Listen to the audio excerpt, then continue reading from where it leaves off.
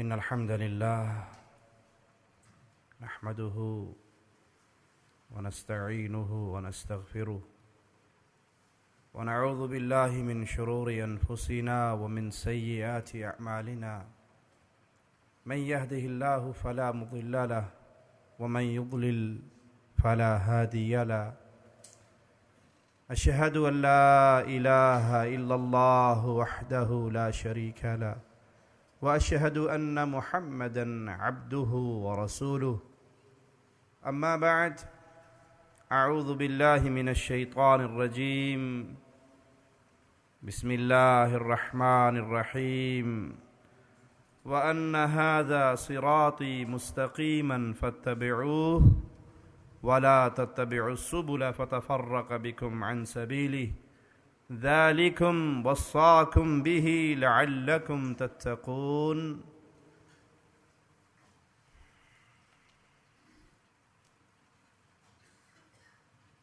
دین اسلام محمد کریم صلی اللہ علیہ وسلم پر نازل ہونے والا آخری دین ہے جو انسان کی زندگی اور اس جہاں کی زندگی کے بعد کے تمام مسائل کو بیان کرتا ہے۔ دین اسلام مکمل ضابطۂ حیات ہے، چونکہ خالق کی طرف سے مخلوق کی ہدایت کے لیے بھیجا ہوا دین ہے، تو اس میں کوئی کمی نہیں ہے، اس میں کوئی پہلو پیاسا نہیں ہے، بلکہ یہ دین اللہ کی طرف سے بھیجا ہوا مکمل دین ہے۔ اور قربان جائیں امام کائنات امام الانبیاء محمد الرسول اللہ صلی اللہ علیہ وسلم کی پیاری زبان پر آپ نے فرمایا، جو کام تمہیں اللہ کی جنت میں لے جا سکتا تھا وہ میں نے بیان کر دیا، جو کام تمہیں جہنم کی آگ میں گرا سکتا تھا اس سے میں نے ڈرا دیا۔ میں تمہیں ایک ایسی ملت پہ چھوڑ کے جا رہا ہوں، لیلوہا کنہاریہا، جس کا دن جتنا چمکتا ہے اس کی رات اتنی ہی چمکتی ہے۔ صحابی فرماتے ہیں کہ محمد کریم صلی اللہ علیہ وسلم اس حال میں ہمیں چھوڑ کر گئے کہ آسمان پہ اڑنے والے پرندوں تک کا علم دے کر گئے، اس حال میں چھوڑ کے گئے کہ زندگی کا کوئی ایسا کارنر نہیں ہے جس کے بارے میں مسلمان پریشان ہو کہ یہاں میں نے ہدایت کا راستہ کہاں سے لینا ہے۔ اب اس دین میں جو اضافہ کرے، اس دین میں جو کمی کرے، وہ بڑا ہی بد نصیب انسان ہے، اور جو اس دین اسلام کے اندر اضافے کرتا ہے وہ دو میں سے کسی ایک بات کا مرتکب ضرور ہو رہا ہے۔ زبان سے بھلے نہ مانے نہ کہے، اس کا عمل آواز لگا رہا ہے کہ یہ عمل جو میں نے شروع کیا دین میں نہیں تھا، قرآن میں موجود نہیں، احادیث رسول صلی اللہ علیہ وسلم میں نہیں، جو میں شروع کر رہا ہوں، دو میں سے ایک بات ہے، یا تو رسول اللہ صلی اللہ علیہ وسلم بھول گئے، انہیں پتہ ہی نہیں لگا کہ یہ کام کتنا پیارا تھا، اور اگر یہ نہیں تو پھر اس کا عقیدہ یہ ہے کہ نعوذ باللہ ثم نعوذ باللہ، اللہ نے بتایا تھا، محمد نے چھپا لیا صلی اللہ علیہ وسلم۔ اور دونوں عقیدوں والا انسان ہلاکت کی دلدل میں گرا ہوا ہے۔ اگر کوئی یہ گمان کرے کہ مصطفیٰ بھول گئے تو معنی یہ کہ رب کی بھیجی ہوئی شریعت پیاری پوری نہیں ہوئی، بیان پوری نہیں ہوئی، اور اگر کوئی یہ کہے کہ اللہ نے تو سارا کچھ بتا دیا تھا، مصطفیٰ نے چھپا لیا، اس لیے ہمیں ضرورت پڑی کہ اس کو ایک نئے ڈھنگ میں بنا کر اسلام کے نام پہ پیش کیا جائے، تو معنی یہ ہے کہ رسول اللہ امین نہیں تھے؟ نعوذ باللہ ثم نعوذ باللہ۔ اسی لیے رسول اللہ صلی اللہ علیہ وسلم کا فرمان سنیے کہ بدعتی سے اللہ توبہ کی توفیق چھین لیتا ہے۔ اس سے بڑی اور ہلاکت کیا ہوگی اہل بدعت کی؟ اسے توبہ کی توفیق نہیں ملتی۔ کیوں؟ زانی زنا کرتا ہے، اس کے دل میں ڈر ہے کہ میں اللہ کی بغاوت، نافرمانی والا کام کر رہا ہوں، وہ شرمندہ ہے اپنے عمل پہ۔ چور چوری کرتا ہے، شرمندہ ہے اپنے عمل پہ، کسی بھی وقت توبہ کر سکتا ہے، کسی بھی وقت رجوع کر سکتا ہے، کسی بھی وقت اللہ سے معافی مانگ کے اپنا معاملہ سیدھا کر سکتا ہے۔ لیکن جو بدعت کر رہا ہے وہ گناہ کے نام پہ نہیں کر رہا، وہ تو ثواب کے نام پہ کر رہا ہے، وہ تو اچھا کام سمجھ کے کر رہا ہے۔ کیا وہ توبہ کرے گا؟ وہ جب اس کو برا سمجھے گا تو توبہ کرے گا۔ جب وہ اس کو برا سمجھتا نہیں، وہ سمجھتا ہے کہ جی کوئی بات نہیں، حدیث میں نہیں ہے، حرج کیا ہے؟ حرج یہ ہے کہ اگر یہ اسلام ہے تو مصطفیٰ نے بیان کیوں نہیں کیا؟ اسلام تو کمپلیٹ ہے، اسلام تو پورا دین ہے۔ اگر یہ اسلام ہے تو پیارے نبی کی حدیث دکھائیے، اور اگر یہ اسلام نہیں ہے، اگر یہ شریعت نہیں ہے، تو آپ جو کام کر رہے ہیں تو مصطفیٰ پہ الزام لگا رہے ہیں کہ آپ کی بھیجی ہوئی شریعت پوری نہیں۔ اہل ایمان کے لیے اللہ کا آرڈر کیا ہے؟ آئیے قرآن حکیم کی آیت کو سامنے رکھتے ہیں، وَأَنَّ هَذَا صِرَاطِي مُسْتَقِيمًا۔ دنیا والو، یہ راہ محمد صلی اللہ علیہ وسلم بالکل سیدھی راہ ہے، سٹیٹ وے ہے۔ جنت اور دنیا کے درمیان ایک ہی راستہ ہے جو جنت میں لے جا سکتا ہے، اور وہ صراط مستقیم ہے جس پہ محمد کریم صلی اللہ علیہ وسلم چلے۔ تمہارے لیے حکم کیا ہے؟ فَاتَّبِعُوهُ، چلو اس کے پیچھے۔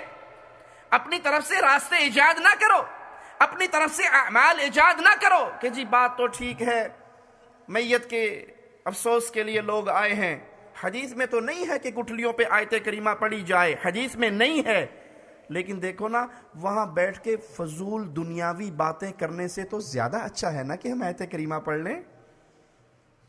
سیدنا علی رضی اللہ عنہ وارضا عیدگاہ میں آتے ہیں، ایک شخص کو عید کی نماز سے پہلے نفل پڑھتے ہوئے دیکھتے ہیں، تو کہتے ہیں یہ نفل تیرے لیے بربادی ہے۔ تو کہا علی سبحان اللہ، میں نماز پڑھ رہا ہوں اللہ کے لیے، تو کیا نماز پڑھنے کی وجہ سے برباد ہو جاؤں گا؟ کہا نماز پڑھنے کی وجہ سے برباد نہیں ہوگا، محمد کے دین میں نیا کام کرنے کی وجہ سے برباد ہوگا۔ ویری سمپل مثال اپنے سامنے رکھیے، ایک رکعت میں کتنے سجدے ہیں؟ 2۔ تیسرا سجدہ کوئی شروع کرے تو نعوذ باللہ وہ تیسرے سجدے میں دعائیں ہی پڑھے گا نا، گالیاں تو نہیں دے گا، گانے تو نہیں گائے گا، بیگم سے گپیں تو نہیں ہانکے گا، سبحان ربی الاعلی یہی صدا بلند کرے گا۔ لیکن یہ تیسرا سجدہ اس کے لیے ہلاکت ہے، کیونکہ وہ کام کر رہا ہے جو محمد الرسول اللہ نے نہیں کیا صلی اللہ علیہ وسلم۔ اذان ختم ہوتی ہے، لا الہ الا اللہ، لا الہ الا اللہ۔ ایک مؤذن کہتا ہے جی بہت اچھی بات ہے، لیکن کلمہ پورا نہیں ہوا، آج سے میں اذان ختم کروں گا لا الہ الا اللہ محمد الرسول اللہ۔ بظاہر بڑی اچھی بات ہے کہ اس نے نبی صلی اللہ علیہ وسلم کا نام لگا کے کلمہ پورا کر دیا، لیکن یہ کلمہ پورا کرنا اس کے لیے ہلاکت و بربادی کا دروازہ کھول دے گا۔ کیوں؟ وہ دین محمد میں اضافہ کر رہا ہے صلی اللہ علیہ وسلم۔ وَلَا تَتَّبِعُوا السُّبُلَ، دوسرے راہوں پہ نہ چلو، ٹیڑھی ترچھی راہوں پہ نہ چلو، صراط مستقیم کو چھوڑ کر، احادیث رسول اللہ کو چھوڑ کر، قرآن حکیم کی آیات کو چھوڑ کر اپنے لیے راستے تلاش نہ کرو کہ جی ٹھیک ہے حدیث میں نہیں لیکن حرج کیا ہے۔ لائٹیں بند کر کے اگر ذکر ہو جائے، اللہ اللہ کی صدائیں بلند ہو جائیں تو حرج کیا ہے؟ تیسرے دن کا ختم، 7ویں کا ختم، 9ویں کا ختم، 10ویں کا ختم، 40واں قول برسی حدیث میں نہیں ہے، مانتے ہیں، لیکن حرج کیا ہے؟ برا ہو ان علماء سو کا جنہوں نے ان لوگوں کو بدعات میں چلانے کے لیے ڈھکوسلے گھڑے ہوئے، دلیلیں نہیں، انہیں کہو جی کیا یہ دین مصطفیٰ ہے؟ کہو جی اچھا آپ کو دین مصطفیٰ کی بڑی غیرت ہے۔ نبی کے دور میں کنکریٹ ہوتا تھا مسجد کی چھت پہ، نبی کے دور میں پنکھے چلتے تھے، نبی کے دور میں لائٹنگ ہوتی تھی، قالین بچھتے تھے۔ سبحان اللہ، کیا یہ دین ہے؟ کیا یہ اسلام ہے؟ کیا کسی عالم نے یہ فتویٰ دیا کہ جس مسجد میں لائٹیں نہیں، موم بتیاں جل رہی ہیں، وہاں نماز 12% ملے گی اور جہاں لائٹیں ہیں وہاں 25% ملے گی؟ یہ فتویٰ کسی نے دیا؟ یہ دنیاوی ضروریات ہیں جس کو اٹھا کر آپ اپنی جہالت کے سامنے دلیل کے طور پہ پیش کرتے ہیں۔ نبی صلی اللہ علیہ وسلم جہاز میں بیٹھے تھے، نبی صلی اللہ علیہ وسلم نے ٹرین میں سفر کیا، پیارے نبی نے کیا کار چلائی؟ ارے بھائی اگر یہ چیزیں اس دور میں ہوتی اور مصطفیٰ استعمال نہ کرتے، رب محمد کی قسم ہم بھی نہ کرتے۔ ڈھول اس دور میں تھا، میرے نبی نے اس کی آواز سننا پسند نہیں کی، ہم بھی نہیں کرتے۔ اگر یہ چیزیں وہاں پر ہوتی، مصطفیٰ ترک کرتے، ہم ترک کرتے۔ یہ تو دنیا کی مثالیں ہیں، یہ دین اسلام پہ نہیں فٹ ہو سکتی۔ فَتَفَرَّقَ بِكُمْ عَنْ سَبِيلِهِ، اگر تم اللہ کے نبی کے راستے کو چھوڑ کر اور راہوں کے راہی بنو گے تو نتیجہ یہ نکلے گا تمہارے ہاتھ سے جنت کا راستہ گم ہو جائے گا۔ یہاں صراط مستقیم سے مراد قرآن و حدیث کا راستہ، اور اہل بدعت کا راستہ وہ ہے جو قرآن اور حدیث سے ہٹا ہوا ہو۔ آئیے مالک کا فرمان سنتے ہیں، وَعَلَى اللَّهِ قَصْدُ السَّبِيلِ وَمِنْهَا جَائِرٌ وَلَوْ شَاءَ لَهَدَاكُمْ أَجْمَعِينَ، اللہ پر سیدھی راہ بتا دینا ہے، اور وہ مالک نے بتا دی۔ آؤ چلو محمد کریم کے راستے پر، اتبعوا ما انزل الیکم من ربکم ولا تتبعوا من دونه اولیاء، اگر پیچھے چلنا ہے، فٹ پرنٹ پہ قدم رکھنے ہیں تو وہ صرف ایک راستہ ہے جو محمد کے مبارک سینے پہ نازل ہوا، اس کے اوپر چلتے رہو، اس کو مانتے رہو، اس کو چھوڑ کر اپنے کسی ولی، کسی بزرگ، کسی دوست، کسی پیارے کی راستے پہ نہ چلنا، کیونکہ وہ ایک ہستی ہے جس کی ہر بات کی گارنٹی عرش والے نے دی ہے، اور وہ نام ہے محمد الرسول اللہ صلی اللہ علیہ وسلم۔ پیارے حبیب کے علاوہ اور کسی کا ایسا مقام نہیں۔ وَلَوْ شَاءَ، اور اللہ اگر چاہتا، لَهَدَاكُمْ أَجْمَعِينَ، تم سب کو ہدایت دے دیتا، لیکن یہ آزمائش ہے دنیا۔ اس دنیا کی زندگی کے بعد جنت ہے یا جہنم ہے، یہ آزمائش ہے، اور جنت اور جہنم کا فیصلہ ہے امام اعظم، قائد اعظم، رہبر اعظم محمد الرسول اللہ صلی اللہ علیہ وسلم کی مبارک ہستی پر، جس کا عمل محمدی ہے، جس کا عمل پیارے نبی کے عمل کے مطابق ہے، اس کے لیے جنت کے دروازے کھلتے جائیں گے، اور جس کا عمل ہے، عملوں کے انبار ہیں، مصطفیٰ کی سنت نہیں ہے، وہ سارے ریت کے ذرات بنا دیے جائیں گے۔ فاروق اعظم رضی اللہ عنہ وارضاہ ایک یہودی کو دیکھتے ہیں جو عبادت کر رہا، بڑی سخت محنت کر رہا، آنکھوں میں آنسو آ جاتے ہیں امیر المومنین کے، کہا یہ کتنی محنت کر رہا ہے لیکن اس کا ٹھکانہ جنت نہیں ہو سکتا، کیوں؟ اس کا عمل محمد کریم صلی اللہ علیہ وسلم کی شریعت کے مطابق نہیں۔ اس آیت میں قصد السبیل سے مراد حق کا راستہ، اور ٹیڑھے راستوں سے مراد اہل بدعت کا راستہ، جنہوں نے ہمیشہ دلیل ایک ہی پکڑنی ہوتی ہے، حدیث میں نہیں تو کوئی بات نہیں، کام اچھا ہے، ہم کہتے ہیں اچھوں کے سردار محمد الرسول اللہ نے یہ کام بیان نہیں کیا۔ آپ کی عقل میں کوئی چیز اچھی ہو، وہ اس وقت تک اچھی نہیں ہو سکتی جب تک پیارے حبیب کی حدیث نہ آ جائے۔ ہم کہتے ہیں آپ کی عقل تو بہت دور کی بات ہے، سمجھانے کے لیے حدیث سنا دوں۔ اگر صحابی کسی عمل کو اچھا عمل سمجھے اور وہ مصطفیٰ علیہ الصلوۃ والسلام سے منظور شدہ نہ ہو تو صحابی کا عمل بھی اچھا ہو سکتا؟ پیارے حبیب صلی اللہ علیہ وسلم ایک صحابی کے گھر سے نکلتا ہوا خون لہو دیکھتے ہیں عید کی نماز سے پہلے، ما ھذا الدم، یہ خون کیسا ہے؟ کہا یا رسول اللہ صلی اللہ علیہ وسلم آج میں نے قربانی عید کی نماز سے پہلے ہی کر لی، نیت یہ تھی کہ جلدی سے گوشت تیار کر لوں، نماز پڑھ کے فوراً آؤں، فقراء، ایتام، غریبوں کے اندر میری قربانی کا گوشت تقسیم ہو جائے، اللہ کتنا راضی ہوگا، سب سے پہلے یتیم کے پیٹ میں میری قربانی کا گوشت جائے گا۔ آپ نے فرمایا تو نے گوشت کی بکری کاٹی ہے، قربانی والی بکری نہیں کاٹی۔ اگر تو نے قربانی کو منظور کروانا ہے تو محمد کی سیرت پہ چلتے ہوئے نماز کے بعد قربان کرنا ہوگا صلی اللہ علیہ وسلم۔ پیارے بھائی یہ صحابی ہے، نیت کتنی پیاری ہے، نیت کتنی اچھی ہے۔ یہ کہنے والوں کے گھر میں درویشوں کو بلا کر ماں کے مرنے پر اگر قرآن حکیم کی تلاوت کروا کے ایصال ثواب کر لیا جائے تو حرج کیا ہے؟ ارے صحابی رسول نیت کر رہے ہیں کہ یتیموں کے منہ میں سب سے پہلے میری قربانی کا گوشت پہنچے، اور پیارے نبی فرما رہے ہیں قربانی نہیں ہوئی دوبارہ کر، اور سنت رسول اللہ پہ چلتا ہوا کر صلی اللہ علیہ وسلم۔ مالک کا فرمان سنیے، ان الذین فرقوا دینہم وکانوا شیعا لست منہم فی شیء انما امرہم الی اللہ، جنہوں نے اپنے دین کو جدا جدا کر دیا، مسائل کو الگ الگ کر دیا، لوگوں کو بانٹ دیا، گروہوں میں بٹ گئے، آپ کا ان سے کوئی تعلق نہیں۔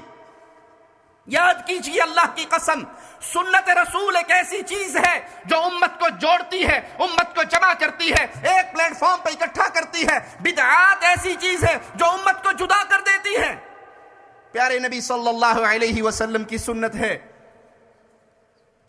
کسی کے گھر میں میت ہو جائے، آپ کا حکم ہے جنازے کو جلدی لے کر چلو، جنازے کو جلدی لے کر چلو، اس کو جلدی دفناؤ۔ جنازے کی تکفین، تجہیز، اس کی احادیث مبارکہ کے اندر احکامات موجود ہیں، یہ سنت ہے۔ جب سنت کے مطابق جنازہ چلے گا تو پیارے نبی صلی اللہ علیہ وسلم کی امت ایک ہوگی، اس کی صورت ایک ہوگی۔ اور جب سنت کو چھوڑیں گے، میں نے پنجاب کے اندر ایک جنازہ ایسا بھی دیکھا اور میرے پاس وہ ویڈیو صورت میں موجود ہے، اس کا کلپ۔ بندہ مر گیا، باقاعدہ بینڈ باجے والی وردیوں والی ٹیم آ کے اس جنازے کے اوپر باجے بجا رہی ہے اور ڈھول کی دھمک میں اس کو روانہ کیا جا رہا ہے۔ انا للہ و انا الیہ راجعون۔ ایک کلپ اہل بدعت کا مجھے ایسا بھی نظر آیا، وہ میت کی قبر پہ آئے اور دو پارٹیاں بن گئی۔ شاید آپ کے یو کے ہی کا وہ ڈرامہ ہے۔ ایک پارٹی نے قبر کے اوپر کھڑے ہو کے سورت یاسین شروع کر دی اور دوسری پارٹی نے ایک ایک فٹ کے گھنگرو پاؤں میں باندھ کے 6 بندوں نے پرلی طرف ہو کے ناچنا شروع کر دیا اور دھمال ڈالنی شروع کر دی۔ جیسے زبان حال سے کہہ رہے ہو بھی فرشتے اگر آئے تو اسی تو مال پا کے اپنے پاس سے کر لیں گے بھی انہوں کچھ نہ کیا جے سانو ویکھ لو۔ انا للہ و انا الیہ راجعون۔ دین مصطفیٰ امت کو جوڑتا ہے، بدعات امت کو توڑتی ہے۔ اور یاد رکھیے گا، سنت بین الاقوامی ہوا کرتی ہے، آپ جہاں بھی جائیں گے حدیث رسول ایک رہے گی، سنت رسول ایک رہے گی۔ اور بدعت علاقائی ہوتی ہے، جہاں جاؤ گے ہر علاقے کی نئی بدعت نظر آئے گی۔ تو مالک ان کے بارے میں فرماتا ہے آپ کا ان سے کوئی تعلق نہیں، جنہوں نے دین کو ٹکڑوں میں بانٹ دیا، جنہوں نے دین کی شکلیں مختلف بنا دی، آپ کا ان سے کوئی لنک نہیں۔ ان کا معاملہ اللہ کے ساتھ ہے۔ ثم ينبئهم بما كانوا يفعلون۔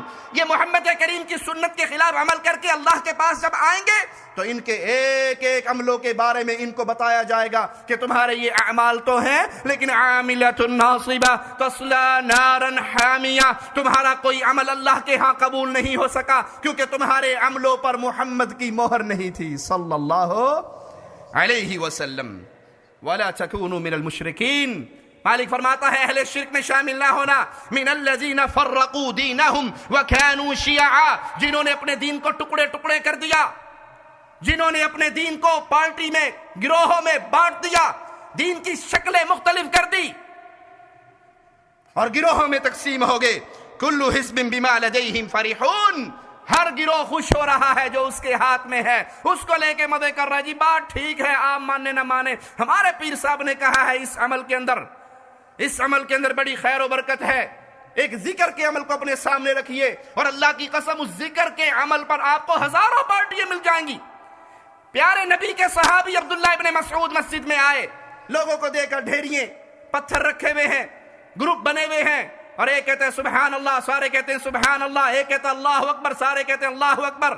ابن مسعود کے شاگرد نے ابن مسعود کے دروازے پہ انتظار کیا رضی اللہ عنہ وارضا، اور کہا میں نے بڑا عجیب منظر دیکھا ہے۔ کہا منع نہیں کیا، کہا میں آپ کا انتظار کر رہا تھا۔ آپ گئے ان کے پاس اور کہا ابھی تو میرے نبی کے وہ برتن نہیں ٹوٹے جس میں محمد کھانا کھایا کرتے تھے صلی اللہ علیہ وسلم، میرے نبی صلی اللہ علیہ وسلم کے وہ صحابہ فوت نہیں ہوئے جنہوں نے آپ کی صحبت کو پایا تھا، ابھی سے نیا کام دین کے اندر۔ کہا ابن مسعود ہم تو خیر ہی چاہ رہے ہیں، کام تو اچھا کر رہے ہیں۔ کہا اچھے کام کا ارادہ بہت دنیا کرتی ہے لیکن وہ اچھا نہیں کر سکتی جب تک محمد کے پیچھے نہ چلے صلی اللہ علیہ وسلم۔ اور پھر یہ بدعت کا آغاز کرنے والے ابن مسعود فرماتے ہیں یہ خوارج کی جماعت کے ساتھ جا ملے۔ یہ ابتدا تھی ذکر کے اندر نئے نئے کام کی۔ آج آپ ذکر کو یوٹیوب پہ لکھ کے چیک کر لو، کہیں لائٹیں بند ہو کے سانس سے ذکر ہوتا ہے۔ یہ کیا ہے؟ لا الہ، یہ کیا ہے؟ الا اللہ۔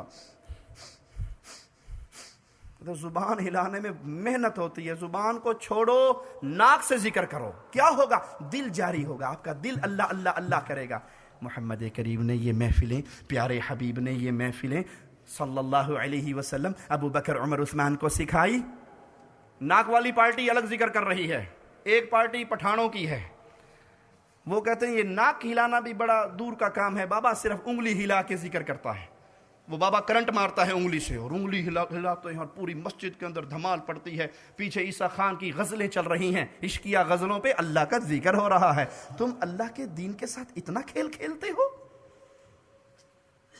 پگڑیے وہاں پہ پڑی ہوئی، کسی کی قمیضیں اتری ہوئی، اور وہ کرنٹ کے ساتھ وہ کانپتا دھاپتا۔ میں کہتا بابا جی اینا کرنٹ لئی پھرنا ہے، پاکستان دی لوڈ شیڈنگ ہی ختم کر چھڑ۔ ہمارے ملکوں میں بیچاروں کے فریج نہیں چلتے، انگل لگا کے فریج ہی چلا دے۔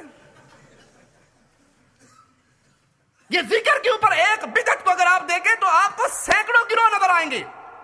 چند دن پہلے میں پاکستان کا ایک بہت بڑا فتنہ گوہر شاہی، جس نے اعلان کیا تھا کہ میری تصویر چاند میں بھی نظر آ گئی اور میری تصویر حجر اسود میں بھی نظر آ گئی، اور میں ہی وہ ہوں جس کے بارے میں اللہ کے نبی صلی اللہ علیہ وسلم نے خوشخبری دی تھی۔ اس کا گدی نشین ہے یونس گوہر شاہی۔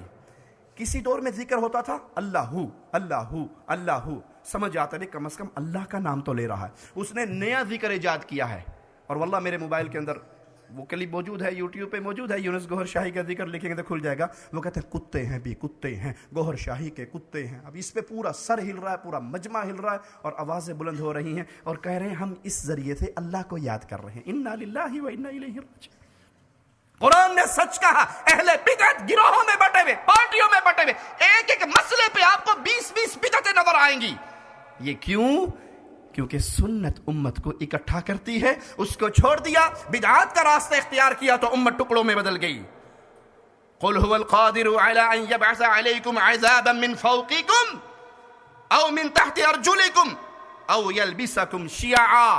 جب تم سنت مصطفیٰ سے منہ موڑو گے، نتیجہ کیا نکلے گا؟ قرآن حکیم کی بات، اور میں اللہ کا واسطہ دے کے اپنے ہر مسلم بھائی سے جس نے لا الہ الا اللہ محمد رسول اللہ پڑھا ہے، جسے محمد کریم سے محبت کا دعویٰ ہے، جو اللہ کی وحدانیت کو ماننے کا یقین رکھتا ہے، وہ ہمارے جملوں پہ غور کرے۔ اللہ کی قسم، اہل الحدیث کے سٹیج سے صرف 2 آوازیں سننے کو ملے گی، رب کا کلام یہ حکم دیتا ہے، محمد کا فرمان یہ حکم دیتا ہے صلی اللہ علیہ وسلم۔ ہمارے پاس اور کچھ نہیں ہے۔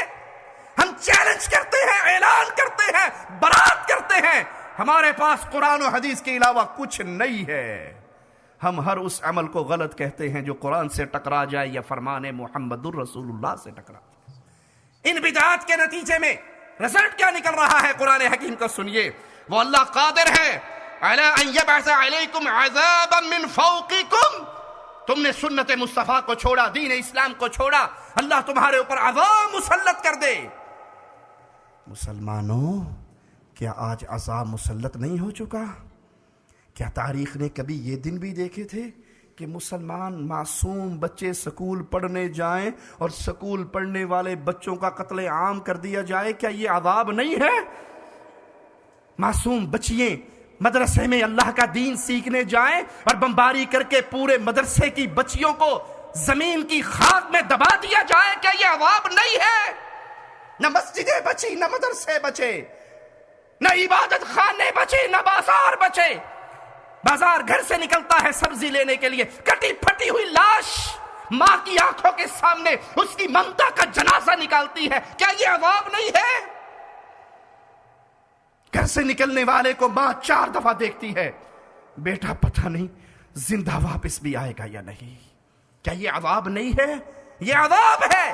محمد کریم کے آنے سے پہلے یہی عذاب موجود تھا، حاجیوں کو لوٹا جاتا تھا، بیت اللہ کے پڑوس میں لوگوں کو قتل کیا جاتا، اغوا کیا جاتا تھا۔ پیارے حبیب آئے تھے، لوگ ان کے دامن سے جڑے تھے، پھر ایک عورت نکلتی تھی، سینکڑوں میل سفر کرتی تھی، اسے صرف اللہ کا ڈر ہوا کرتا تھا۔ اور آج عذاب کی یہ کیفیت ہے، ایک بندہ مر جاتا ہے، اس کا جنازہ پڑھنے کے لیے 100 مسلمان اکٹھے ہو جاتے ہیں، ایک مجرم آ کے خودکش حملہ کر کے وہ جو مرا تھا وہ تو مرا ہی تھا، وہ جو 100 جنازہ پڑھنے آئے تھے اس کو بھی مار دیتا ہے۔ یہ عذاب نہیں ہے، یہ عذاب ہے اگر کوئی سمجھے۔ اور اس عذاب کی وجہ یہ ہے تمہارے ہاتھوں میں بہت ساری مہریں آ گئی، محمد کی مہر کو تم نے چھوڑ دیا صلی اللہ علیہ وسلم، تم بڑے فرقوں میں تقسیم ہو گئے، محمد کی پیاری سیرت سے منہ موڑ لیا۔ اللہ چاہتا ہے، اللہ فرماتا ہے اگر تم اسی راستے پہ چلے تو وہ قادر ہے تمہارے اوپر عذاب مسلط کرے، تمہیں گروہوں میں بانٹ دے، مسجدیں بنتی ہیں لوگوں کو اللہ کی عبادت کے لیے بلانے کے لیے. ہم نے ایسی مسجدیں بھی دیکھی جن کے باہر بورڈ لگا ہوا ہوتا ہے اس مسجد میں وہابیوں کا داخلہ منع ہے, اس مسجد میں فلانے گروپ کا داخلہ منع ہے, اس مسجد میں فلاں گروپ کا. ارے مسجد تو ہے, آپ اذان دیتے ہو حی علی الصلاۃ اور پھر اس میں پابندی لگاتے ہو فلاں نہ آئے فلاں نہ آئے. یہ عذاب ہے, یہ لعنت ہے اللہ کی طرف سے جو سنت رسول صلی اللہ علیہ وسلم کو چھوڑنے کی وجہ سے ملی ہے. فَلْيَحْذَرِ الَّذِينَ يُخَالِفُونَ عَنْ أَمْرِهِ أَن تُصِيبَهُمْ فِتْنَةٌ. ڈرنا چاہیے, اللہ مالک فرما رہا ہے ڈرنا چاہیے. کن کو؟ الذین یخالفون عن امرہ, جو محمد کی سنت کی مخالفت کرتے ہیں. ہاں جی ٹھیک ہے حدیث تو ہے, مولانا صاحب حدیث ہے لیکن ہمارے مذہب کے خلاف ہے. مولانا صاحب حدیث ہے لیکن مولوی صاحب نے کہا جی یہ حدیث ہم نے نہیں ماننی. حدیثیں بھی الگ ہو گئی, کلام الہی کے ترجمے بھی تم نے الگ کرنے کی کوششیں کر لی. یہ عذاب ہے جس کی طرف مالک ڈرا رہا ہے. فَلْيَحْذَرِ الَّذِينَ, ڈر جائیں وہ لوگ, یخالفون عن امرہ, جو مخالفت کرتے ہیں محمد کی حدیثوں کی, محمد کی سنتوں کی, محمد کے دین کی صلی اللہ علیہ وسلم. کس چیز سے ڈر جائیں؟ ان تصیبہم فتنہ, وہ کہیں فتنے میں مبتلا نہ ہو جائے. اور آج فتنے میں امت مبتلا نہیں ہو گئی. فتنوں کے ایسے ایسے دروازے کھلے ہیں انسان سوچ بھی نہیں سکتا. او یصیبہم عذاب علیم, یا ان کو دردناک عذاب ملے. امت پہ عذاب کا کوڑا بھی برس رہا ہے, فتنے کے دروازے بھی کھل گئے ہیں. اس کی وجہ یہ ہے امت نے سنت رسول کو چھوڑ کر بدعت کا رواج عام کر لیا ہے. صرف ایک شیطانی جملہ یاد رکھے جی, حرج کیا ہے. حرج یہ ہے اگر آپ اس کو دین کہتے ہو, اگر آپ اس کو دین کہتے ہو تو اس کے لیے تلاش کیجئے مصطفیٰ کا حکم. میں مثال دے کے سمجھاتا ہوں. یہاں آپ یو کے میں رہتے ہو, پیپسی کی مشین آپ نے دیکھا ہوگا یہاں باہر روڈ پہ لگی ہوئی ہوتی ہے. اس میں پاؤنڈ ڈالو, یو کے کی کرنسی ڈالو تو پیپسی نکل آتی ہے. جی پاکستانی روپیہ ڈالو نکلتی ہے؟ ٹرائی تو کتنی ہونی, نکلی نہیں. ڈال کے دیکھو, لیکن صرف یہ نہیں کہ پیپسی نہیں نکلتی, وہ مشین جتنی جلدی سے بابا جنا کا نوٹ لیتی ہے اتنی تیزی سے باہر پھینکتی ہے. پھڑ اپنے پیسے, پیپسی پینا آ گئے ہیں. کیوں؟ یہ بابا جنا کا بھی تو نوٹ ہی ہے نا, مہر ہے, سائن ہے, جعلی 2 نمبر نہیں ہے, لیکن پھر بھی وہ مشین اس کو قبول نہیں کرتی. وہ کہتی ہے کہ آپ یو کے میں رہتے ہو, یہ کنگڈم ہے, یہاں کی حکومت کی مہر لے کر آؤ تو آپ کو اہلاً و سہلاً ویلکم کہا جائے گا, جو مانگو گی آپ کو مل جائے گا. اور جس باؤنڈری میں آپ رہتے ہو, جس حکومت کا سکہ یہاں پہ چلتا ہے, دوسری حکومت کا سکہ چلاؤ گے تو مع السلامہ, پھر باہر جاؤ, ہمیں ضرورت نہیں ہے. بھائی ایک سکہ میں آپ کو بتاؤں جو قیامت کے دن چلے گا, محمد فرق بین الناس صلی اللہ علیہ وسلم. اللہ کا واسطہ ہے, بڑے درد کے ساتھ, بڑی محبت کے ساتھ یہ پیغام دے رہا ہوں. محمدی سکہ وہ تنہا سکہ ہے جو قیامت کے دن چلنا ہے. رب محمد کی قسم, وہاں پہ اور کوئی سکہ نہ ہوگا, نہ حنفیت کا, نہ شافعیت کا, نہ مالکیت کا, نہ وہابیت کا, نہ بریلوی, نہ دیوبندی, نہ سنی, نہ فلاں قادری, چشتی, رضوی, نوری, سور وردی, وردی بغیر وردی, کچھ نہیں ہوگا. ایک چیز, محمدی ہو تو آؤ, نماز محمدی جنت کھل گئی, روزہ محمدی جنت کھل جائے گی. ایک ایک عمل محمد فرق بین الناس, لوگوں میں فرق ہوگا. جنتی کون ہے, جہنمی کون ہے, کسی امام کے قول پہ نہیں, کسی بابے کے قول پہ نہیں, کسی شیخ کے قول پہ نہیں. یہاں کون چلے گا تو حسنین کے نانا محمد کا چلے گا صلی اللہ علیہ وسلم. اپنے عملوں پہ اس مہر کو تلاش کیجئے. نماز پڑھیے تو محمدی مہر کو تلاش کیجئے, روزہ رکھیے تو محمدی مہر کو تلاش کیجئے. یہ سنت کی مہر ہوگی, جنت میں جانے کا معاملہ آسان ہو جائے گا. اور اگر پوری کائنات کی مہریں آپ نے ڈھونڈ لی, مصطفیٰ کی مہر اس میں نہ ہوئی, وہ عمل برباد ہے. بخاری و مسلم میں رسول اللہ صلی اللہ علیہ وسلم کا فرمان سنیے, من احدث فی امرنا هذا ما لیس منہ فہو رد. یہ پیمانہ ہے, اللہ کی قسم یہ ترازو ہے, یہ تھرمامیٹر ہے عمل چیک کرنے کے لیے. قیامت کے دن اس کا کیا نتیجہ نکلنے والا ہے. پیارے نبی فرماتے ہیں, جس نے کوئی ایسا عمل ہمارے اس شریعت میں, اس دین میں اضافی کیا, اپنے پاس سے کیا, جو ہم نے نہیں بتایا, وہ مردود ہے. اس چھلنی کو لے کے جائیے, زندگی بھر کو چھان لیجئے, تیجا, ناواں, 7واں, 10واں, 40واں قول کنڈے برسی نبی نے کیا؟ جو کہیں ہاں کیا، ان سے ویری سمپل کویسچن، عام عقل میں آ جانے والی بات، اس نے کہا جی ہم نماز پڑھتے ہیں تو نماز کو عربی میں کیا کہتے ہیں جی؟ صلاۃ۔ آپ چندہ دیتے ہو مساجد میں مدارس میں، عربی میں کیا کہتے ہیں؟ صدقہ۔ مولوی صاحب تیجے دی عربی تے دس دیو۔ تیسرے دن کا ختم رسم سوئم، اس کی عربی کیا ہے؟ 7ویں کا ختم، 9ویں کا ختم، 40ویں کی عربی، رسم چہلم کی عربی کوئی مولوی بتا دے، ہم اس کی بات ماننے کے لیے تیار ہیں۔ اس سے پوچھو گے نا جی یہ رسم چہلم کی عربی، کہیں گے پٹھا سوال کر رہے ہو، یہ تو ہم نے بنائی انڈیا میں ہے تو اس کی عربی کیسے بتائیں؟ یہ تو made in India, made in Pakistan رسم ہے، نہ تیجے کی عربی، نہ 7ویں کی، نہ 10ویں کی، نہ 9ویں کی۔ کنڈے کی عربی کیا ہے؟ سر یہ رسم قل تو کہتے ہیں کہہ دو، مولوی نو کہہ دو ساڑھے گھر قل نہیں ہونے، اس قل کی عربی کیا ہے؟ یہ سوال کیجئے مولویوں سے، وہ جواب نہیں دے سکیں گے۔ کیوں؟ یہ بنائی ہوئی بات ہے، اس کا شریعت محمدیہ میں وجود نہیں ہے۔ اور جس عمل کا پیارے نبی کی زندگی میں، آپ کے صحابہ کی زندگی میں وجود نہیں، آپ فرما رہے ہیں جس نے دین میں اضافہ کیا وہ عمل مردود ہے۔ صحیح مسلم میں پیارے نبی صلی اللہ علیہ وسلم کا یہ فرمان موجود ہے، من عمل عملا لیس علیہ امرنا فہو رد۔ جس نے کوئی ایسا کام کیا جس پہ ہمارا حکم نہیں، ہماری مہر نہیں، ہماری تعلیم نہیں، وہ حدیث پیارے نبی سے ثابت نہیں، وہ سنت مصطفیٰ نہیں، اس کو صحابہ نے دین نہیں سمجھا، وہ مردود ہے۔ پوچھئے اللہ کا واسطہ دے کے۔ عید میلاد النبی پیارے نبی نے منائی 63 سالہ زندگی میں، کبھی جلوس نکلا مدینے میں؟ کبھی سیدنا بلال نے اونٹوں کے گلے میں ہار ڈالا؟ کبھی 12 ربیع الاول کو بلال نکلے، جلوس چلے؟ کبھی کنڈے ہوئے، کبھی 7واں ہوا، کبھی کسی صحابی کی قبر پختہ ہو کے اس پہ قبہ بنا، کسی کی قبر پہ چادر چڑھی، کسی کی قبر پہ آگے موم بتیاں جلی۔ من عمل عملا لیس علیہ امرنا فہو رد۔ جس نے کوئی ایسا عمل کیا، ایک ہی بات، اتھینٹک بات کہ وہ نبی سے ثابت نہیں تھا، وہ مردود ہے۔ جس عمل کی اساس موجود ہو نبی کے دور میں اور وہ عمل نہ کیا جائے، کیا سیدہ خدیجہ پیارے نبی کی زندگی میں فوت نہیں ہوئی؟ سیدہ خدیجہ کے لیے اصال ثواب کا محفل صحابہ نے جمائی، قرآن کلام بخشا ہوا، اللہ کا واسطہ ہے۔ پوچھئے اپنے بزرگوں سے، اور اگر وہ کہے نہیں اس وقت نہیں ہوا، بھائی عورت تو مری تھی، اس کی قبر پختہ نہیں ہوئی، ولیہ مری تھی، اور خدیجہ ایسی ولیہ ہے جس کے لیے آسمان سے جبریل آ کر کہا کرتا تھا اے مصطفیٰ خدیجہ کو رب کا سلام کہہ دو، اس کو کہہ دو رب نے تیرے لیے جنت میں موتی کا محل بنایا ہے۔ جس کے جنتی ہونے میں کوئی شک نہیں تھا، اس کا مزار کیوں نہ بنا، اس پہ میلے کیوں نہ لگے، اس پہ عرس کیوں نہ لگے، اس پہ چادریں کیوں نہ چڑھی، اس پہ اگربتیاں موم بتیوں کی لائٹنگ کیوں نہ ہوئی؟ اگر یہ دین تھا تو مصطفیٰ خدیجہ کی قبر پہ کرتے، سید الشہداء امیر حمزہ کی قبر پہ کرتے، اور اگر نہیں تو اللہ کی قسم یہ سب بدعات ہے جو سنت مصطفیٰ کو چھوڑ کر تم نے غیروں کی تقلید میں اپنا لی ہیں۔ پیارے نبی فرما رہے ہیں کہ ایسا اصول دے کے جا رہے ہیں، جس نے کوئی ایسا عمل کیا جس پہ میری مہر نہیں وہ مردود ہے۔ صحیح مسلم میں پیارے نبی صلی اللہ علیہ وسلم کا یہ فرمان ہے، آپ نے فرمایا جس نے کسی کو ہدایت کی طرف بلایا، جس نے کسی کو ہدایت کی طرف بلایا تو اس کو ہدایت کی طرف بلانے کا پورا ثواب ملے گا۔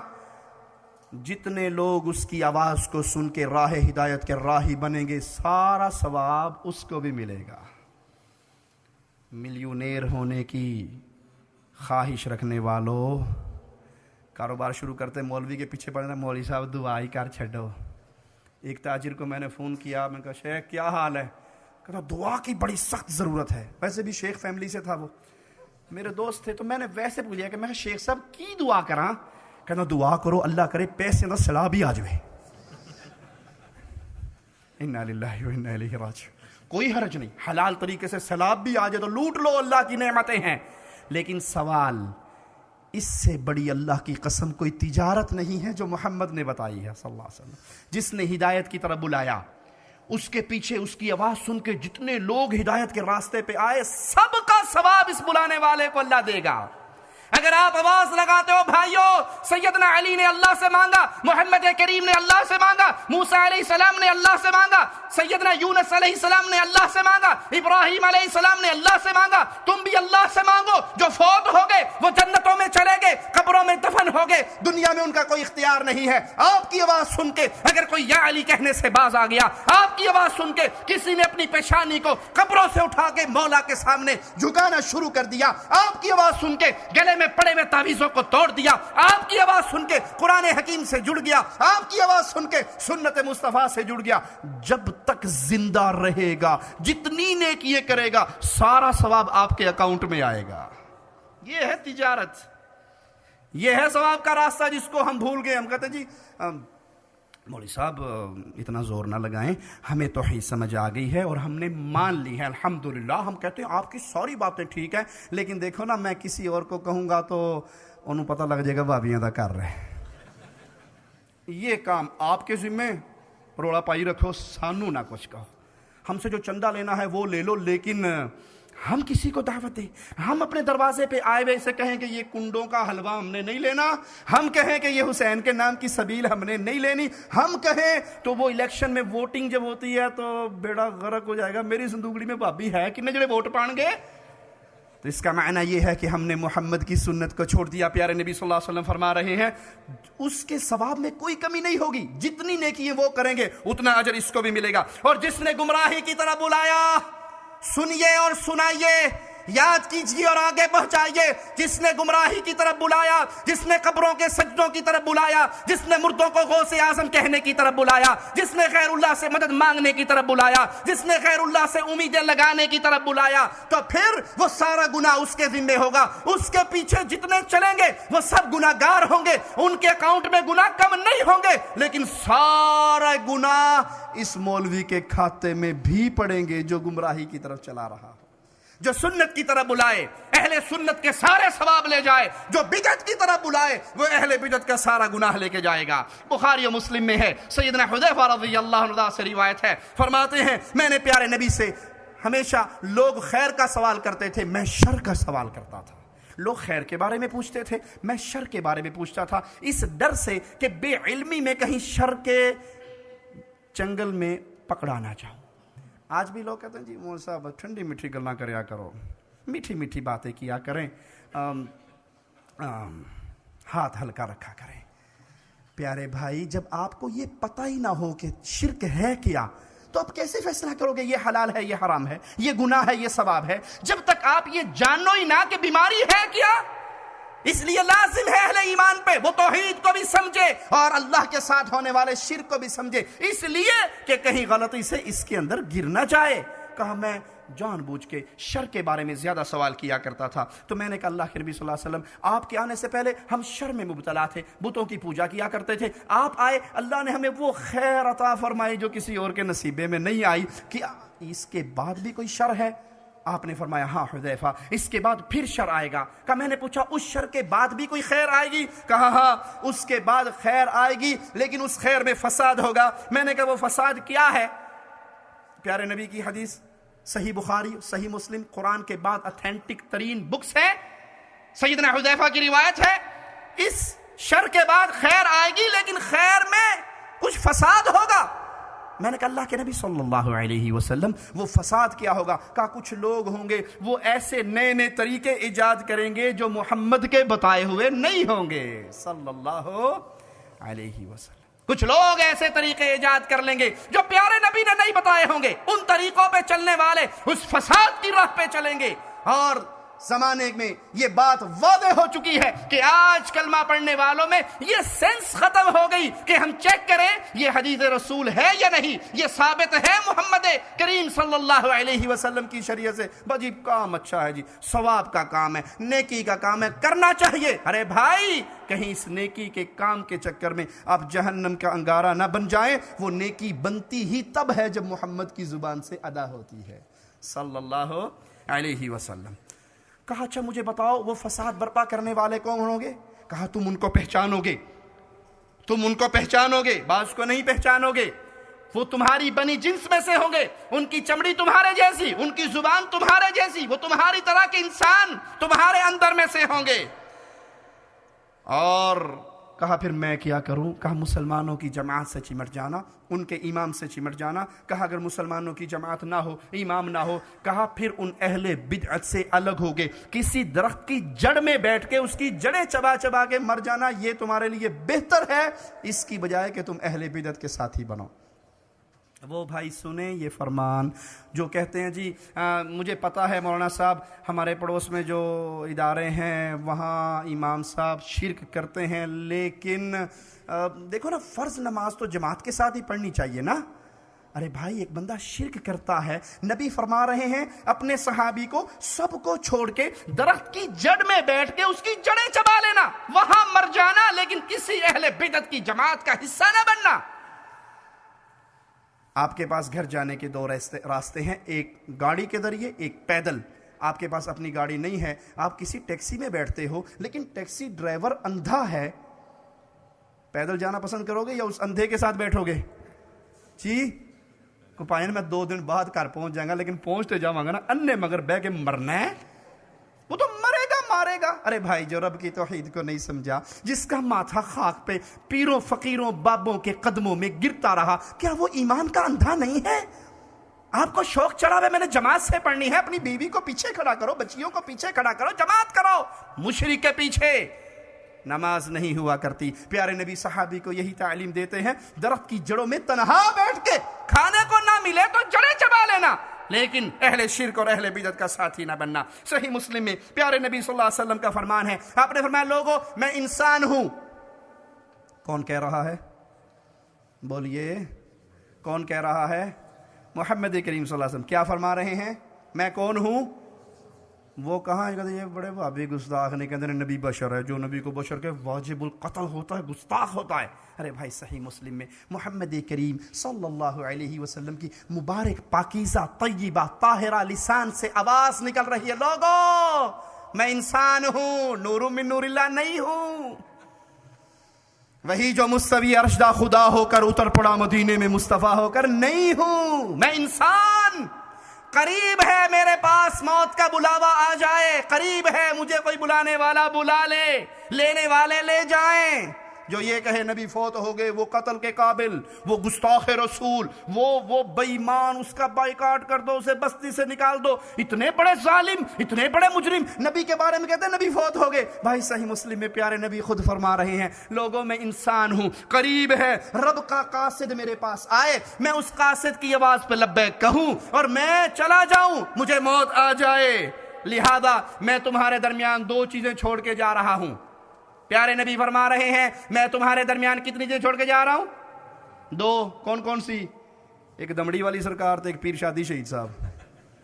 کیا چھوڑ کے جا رہا ہوں؟ ایک بابا جی کا کلام اور ایک حضرت جی کا فرمان، ایک پیر 11ویں والے کا فرمان تو اور ایک پیر 12ویں والے کا فرمان۔ ایک بغداد والا بابا چھوڑا، ایک ملتان والا بابا چھوڑا ہے، ایک مانسیرے والا بابا دیا ہے اور ایک دنکے شاہ دیا ہے۔ کیا کہا پیارے نبی؟ ارے بھائی تو کلمہ تو رسول کا پڑھتا ہے، پیارے نبی کی اتنی سی بات بھی تیری عقل میں نہیں آتی؟ میں تمہیں 2 چیزیں دے رہا ہوں، اتھینٹک 2 چیزیں۔ کیا؟ آسمان والے کا کلام، مدینے والے کا فرمان۔ میں جا رہا ہوں، قریب ہے میں چلا جاؤں، اللہ کا بلاوا آئے اور میں چلا جاؤں۔ پہلی چیز تمہیں میں نے اللہ کی کتاب دی ہے جس میں نور ہے، جس میں ہدایت ہے۔ اللہ کی قسم اگر قرآن سے کسی کو ہدایت نہیں ملتی تو اس کے نصیب میں ہدایت نہیں ہے۔ قرآن سے کسی کو نور نہیں ملتا تو اس کا سینہ ہمیشہ سیاہ رہنے والا ہے۔ قرآن نور ہے، نور توحید ہے، توحید کا پیغام دینے والی کتاب ہے۔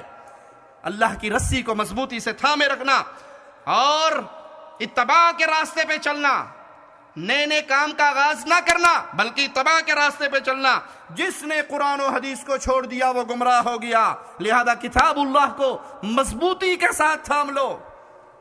آئیے صحابہ کرام رضوان اللہ علیہم اجمعین کے فرامین سنتے ہیں، پیارے نبی کے اصحاب کیا بیان فرماتے ہیں، کیا درس دیتے ہیں۔ جو رسول اللہ صلی اللہ علیہ وسلم کے مبارک سکول سے، آپ کے پیارے مدرسے سے سب سے پہلی ٹیم نکلی امت اسلامیہ کی ہدایت کے لیے رہنما بن کر، انہوں نے درس کیا دیا۔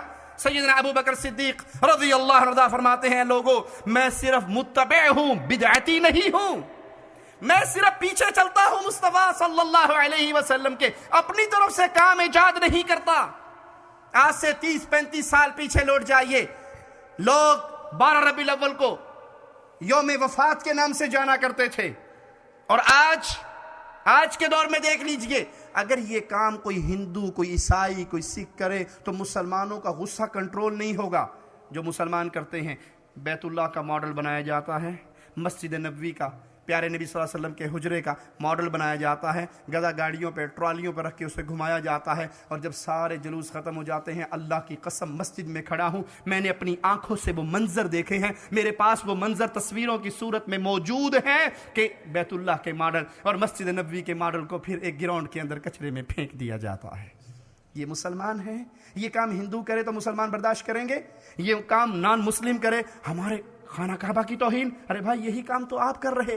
لاہور کی سڑکوں پہ میں نے یہ منظر بھی دیکھا، پتھر رکھ کے گھر سے پائپ لگا کے اور اس کا نام دے اے زمزم دا پانی ہے۔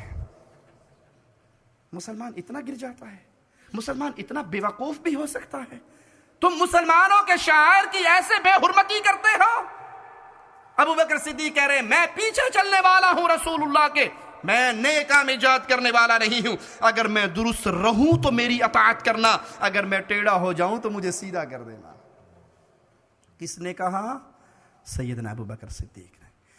سیدنا فاروق اعظم منبر پہ چڑھے، خطبہ ارشاد فرمایا، کہا لوگو اگر میں دین مصطفیٰ صلی اللہ علیہ وسلم سے 1 انچ پیچھے ہٹوں میرے ساتھ کیا سلوک کرو گے؟ اگر میں دین مصطفیٰ علیہ السلام سے 1 قدم پیچھے ہٹوں میرے ساتھ کیا سلوک کرو گے؟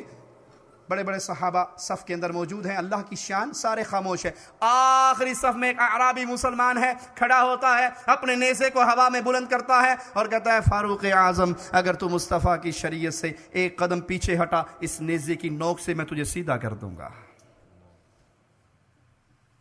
یہ بابا جی، یہ شاہ جی، یہ شیخ جی، یہ پیر جی، یہ حضرت جی، یہ مرشد جی کے جملے نہیں ہیں، یہ ان کے جملے ہیں جو جس راہ سے گزر جاتے تھے شیطان بھاگ جایا کرتا تھا۔ یہ ان کے جملے ہیں جن کو مصطفیٰ نے کہا تھا تیری قرآن اترتا اللہ کے حکم سے ہے، لیکن عمر تیری رائے اکثر ایسی آتی ہے کہ رب اس کو کلام بنا کے اتار دیتا ہے، کما قال علیہ الصلوۃ والسلام۔ سیدنا عمر رضی اللہ عنہ فرماتے ہیں تم اپنے آپ کو اہل الرائے سے بچاؤ، اہل الرائے سے اپنے آپ کو بچائے۔ اہل الرائے کون ہوتے ہیں؟ جن کے سامنے حدیث بیان کرو، جی نبی صلی اللہ علیہ وسلم کا یہ فرمان ہے، وہ کہتے ہیں جی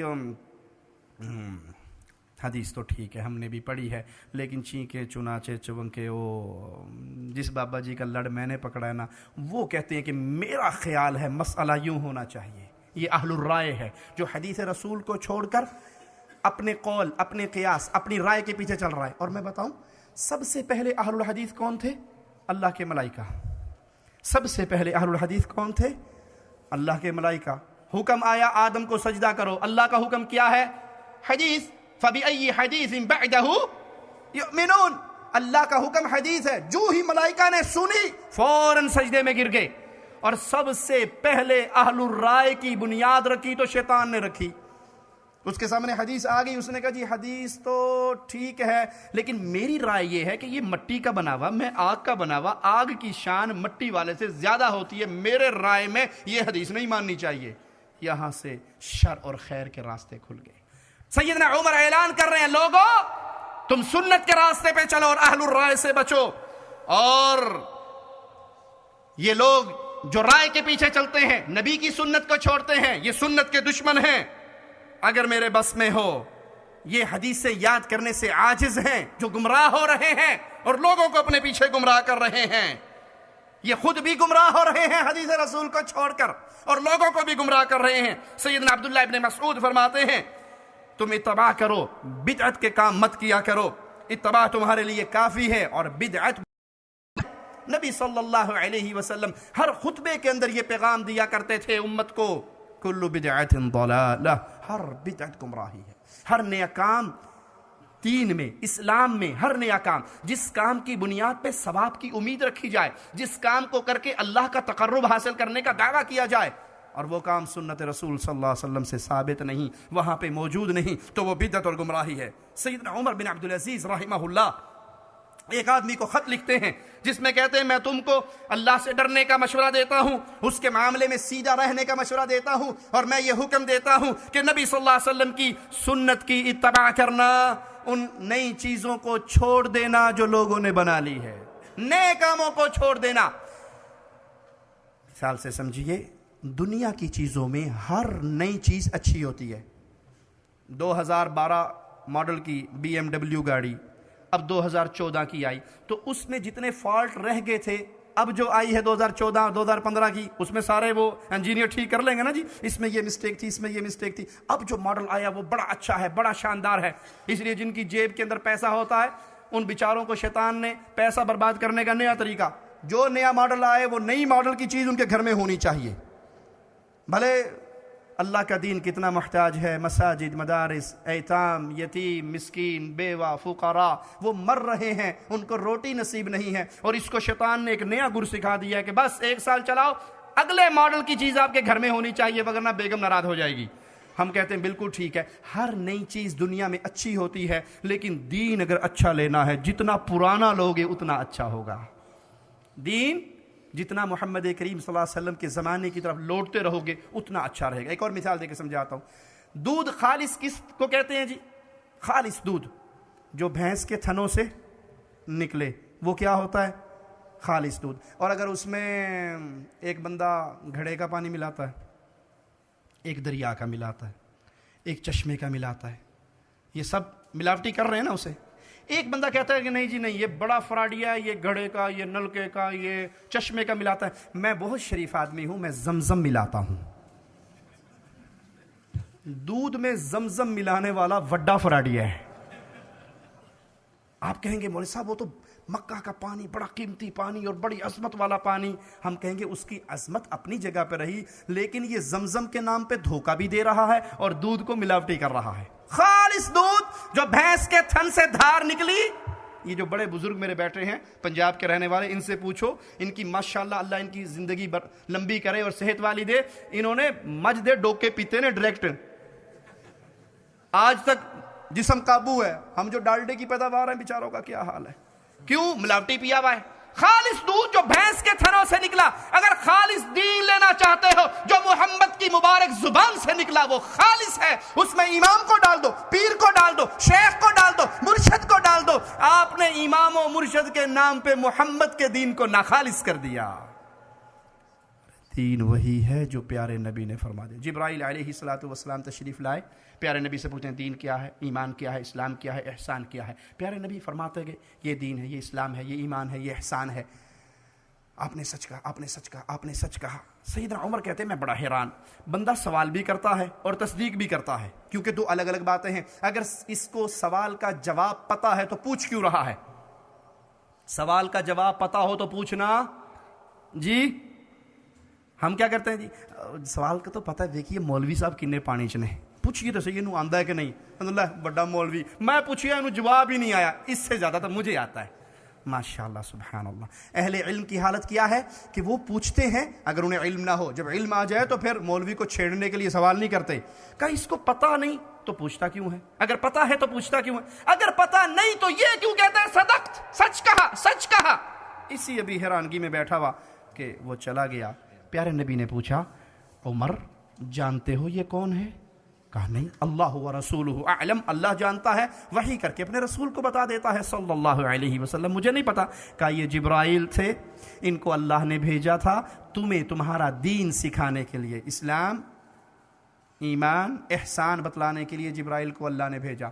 جبرائیل کو یہ سارے سوالوں کے جواب کس نے یاد کروائے؟ بولیے، اللہ نے بھیجا نا، اللہ نے حکم دیا۔ تو جبرائیل علیہ السلام کو چاہیے تھا وہ آتے ممبر کے پاس کھڑے ہوتے اور اعلان کرتے لوگوں میرا نام جبرائیل ہے، مجھے اللہ نے بھیجا ہے، یہ ایمان ہے، یہ اسلام ہے، یہ احسان ہے، یہ قیامت کی نشانیاں ہیں۔ جبرائیل نے یہ سب کچھ کیا؟ یہ سب کچھ کیا؟ نہیں کیا۔ اس نے محمد کریم سے پوچھا اور آپ کی زبان سے ادا کروایا، کیوں؟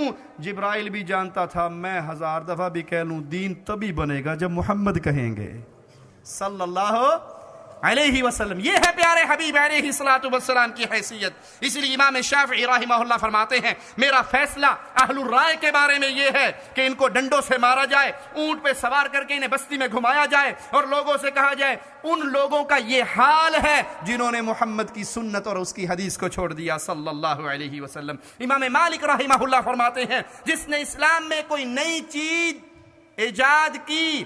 امام مالک پیارے نبی کی مسجد میں، مسجد رسول میں، منبر رسول پہ بیٹھ کے درس حدیث دینے والے امام، ذرا ان کے جملوں کو اپنے دل کے نہال خانوں میں اتارنا۔ کہا جس نے کوئی نئی چیز ایجاد کی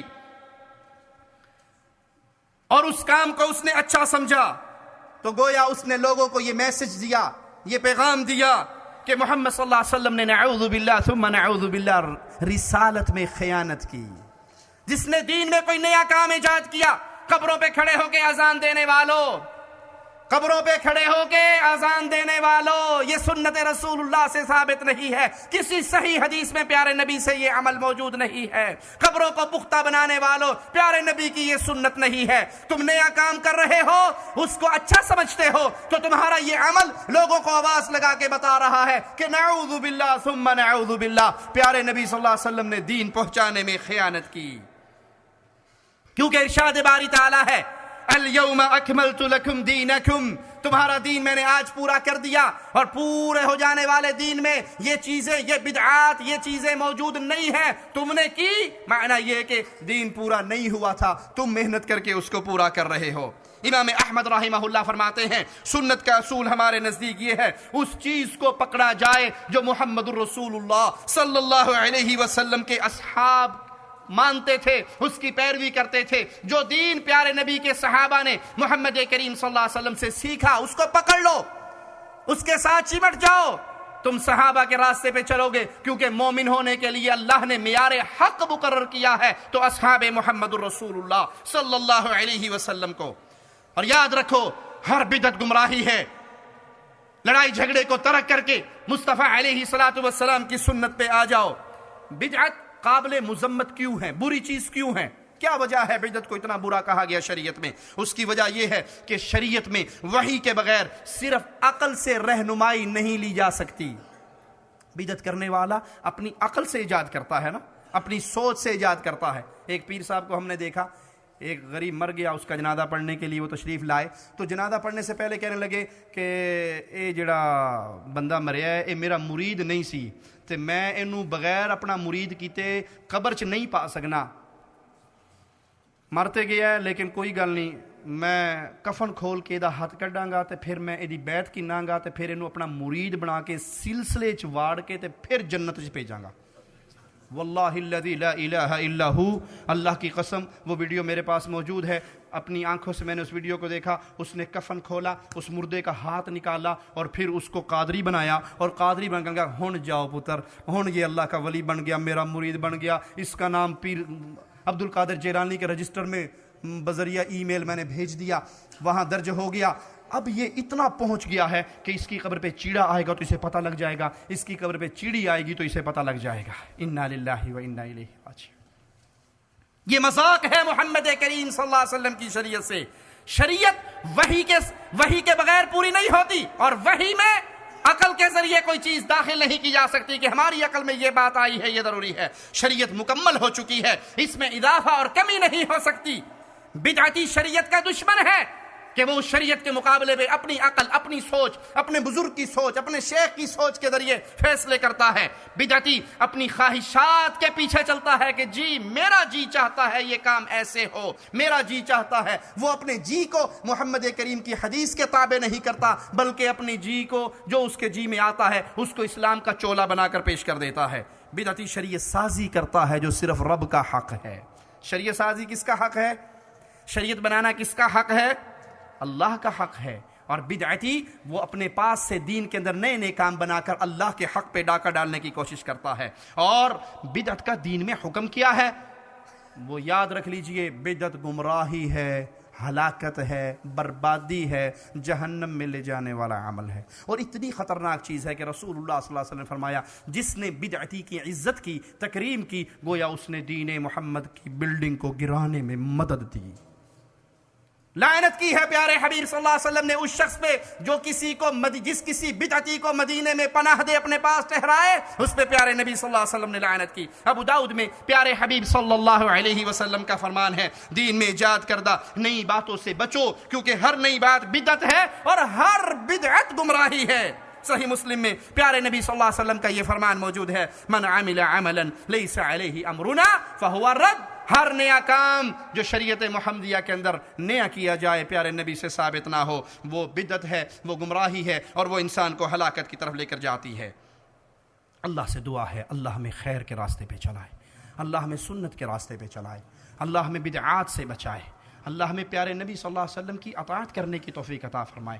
پیارے نبی وہ پیارے نبی تھے، یہودی صحابہ کو طعنہ دیا کرتے تھے کہ تمہارے نبی بڑے عجیب ہیں، سبحان اللہ، تمہیں طہارت تک کے مسائل بتاتے ہیں، تمہیں طہارت تک کا طریقہ بتاتے ہیں، حالانکہ یہ ان کا مذاق نہیں بلکہ اسلام کے ایک کمپلیٹ نظام حیات ہونے کی طرف دلیل ہے کہ اسلام میں طہارت تک کی باتیں بتائی گئی ہیں، استنجے کی باتیں بتائی گئی ہیں، نماز کے مسئلے بتائے گئے ہیں۔ دین اسلام صرف مسجد کا دین نہیں ہے بلکہ پوری زندگی آپ کی شادی بیاہ، معاملات، بیویوں کے ساتھ سلوک، گھر والوں کے ساتھ سلوک، ماں باپ کے ساتھ سلوک، یہ ساری چیزیں دین اسلام کے اندر موجود ہیں۔ اللہ ہمیں پورے دین اسلام پہ عمل کرنے کی توفیق عطا فرمائے۔ میں اپنے جملے کو پھر دہراؤں گا، بھائیوں، بڑی محبت سے، بڑے پیار سے، کسی کو چھیڑنے کے لیے نہیں بلکہ میسج دینے کے لیے۔ دین اسلام لنگڑا لولا اندھا کانا دین نہیں ہے جس میں کوئی چیز ہندوؤں سے لینی پڑے، کوئی چیز کمیونسٹوں سے لینی پڑے، کوئی چیز سوشلسٹوں سے لینی پڑے، کوئی چیز کسی اور کافر سے لینی پڑے۔ نہیں، یہ دین سیاست بھی دیتا ہے، دین بھی دیتا ہے، اس کے اندر عبادت کے معاملات بھی آتے ہیں، معاشرت کے معاملات بھی آتے ہیں، تجارت کے معاملات بھی آتے ہیں۔ بس ایک نقطہ اپنا فٹ کر لیجئے اپنی آنکھوں میں، میں نے کوئی بھی عمل کرنا ہے، میں نے کسی سے بھی سوال کرنا ہے، پہلے پوچھنا ہے مجھے بتائیے پیارے نبی کا طریقہ کیا تھا، پیارے نبی صلی اللہ علیہ وسلم کی سنت کیا تھی۔ جب آپ اس طرح دین کو سیکھیں گے، اس طرح دین پہ عمل کریں گے، مولوی صاحب سے پوچھیں، مولوی صاحب بتائیے، وہ وقت گزر گیا جب لوگ کہا کرتے تھے 2 رکعت نماز انیرا جو حال امام دا اوہی میرا۔ اب مجھے بتائیے آیت قرآن کی کون سی ہے، سورت قرآن کی کون سی ہے؟ یہ جو مسئلہ آپ نے بتایا ہے یہ صحیح بخاری میں ہے، مسلم میں ہے، ابو داؤد، ترمذی، نسائی، کس کتاب میں ہے؟ ارے بھائی، دنیا کے مسئلوں میں پوری تحقیق کرنے والے، جوتی لیتے ہوئے 3 مارکیٹوں کے دھکے کھانے والے، کپڑا لیتے ہوئے جاپان کی مہر تلاش کرنے والے، کیا دین اسلام کی اتنی بھی ویلیو نہیں ہے کہ ہم کوئی بھی مسئلہ، کوئی بھی طریقہ لینے سے پہلے یہ سوچ لیں کہ پیارے نبی صلی اللہ علیہ وسلم کا کیا طریقہ ہے؟ اللہ سے دعا ہے اللہ ہمیں حق سچ کہنے، سننے، عمل کرنے، آگے نشر کرنے کی توفیق عطا فرمائے۔ جب تک زندہ رکھے، ایمان پہ رکھے، مصطفیٰ کی محبت پہ رکھے، اہل بیت کی محبت پہ رکھے، اصحاب رسول اللہ کی محبت پہ رکھے، اولیاء اللہ کی محبت پہ رکھے، اور جب موت دے اس حال میں دے اللہ ہم سے راضی ہو، ہم اپنے اللہ سے راضی ہوں۔ اقول قولی ھذا واستغفر اللہ لی ولکم ولسائر المسلمین فاستغفروہ انہ هو الغفور الرحیم۔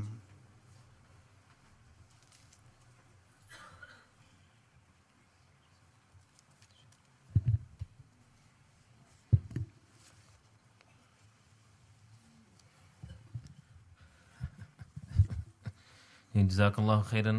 ہم دوبارہ پھر شیخ محترم حافظہ اللہ کا شکریہ ادا کرتے ہیں، اور جس طرح آپ نے قرآن مجید کی واضح آیات اور رسول اللہ صلی اللہ علیہ وسلم کی واضح احادیث سنی ہیں اس حوالے سے کہ دین اصل میں ہے کیا اور اس دین میں اضافہ یہ کس قدر خطرناک ہے، یہ یقیناً آپ اچھی طرح سمجھ گئے ہوں گے۔ اب میں مزید اس بارے میں کچھ نہیں کہتا۔ سوالات میں نے ابتدا میں کہا تھا کہ 10 بجے ہم نے پروگرام ختم کرنا ہے، لیکن جو سوالات ہیں اتنے ہیں، اگر تمام کے جوابات دیے گئے تو شاید فجر یہاں ہو جائے۔ تو شیخ صاحب پہ میں چھوڑتا ہوں کہ جو جن سوالوں کے جوابات وہ دینا چاہیں یا دے سکتے ہیں۔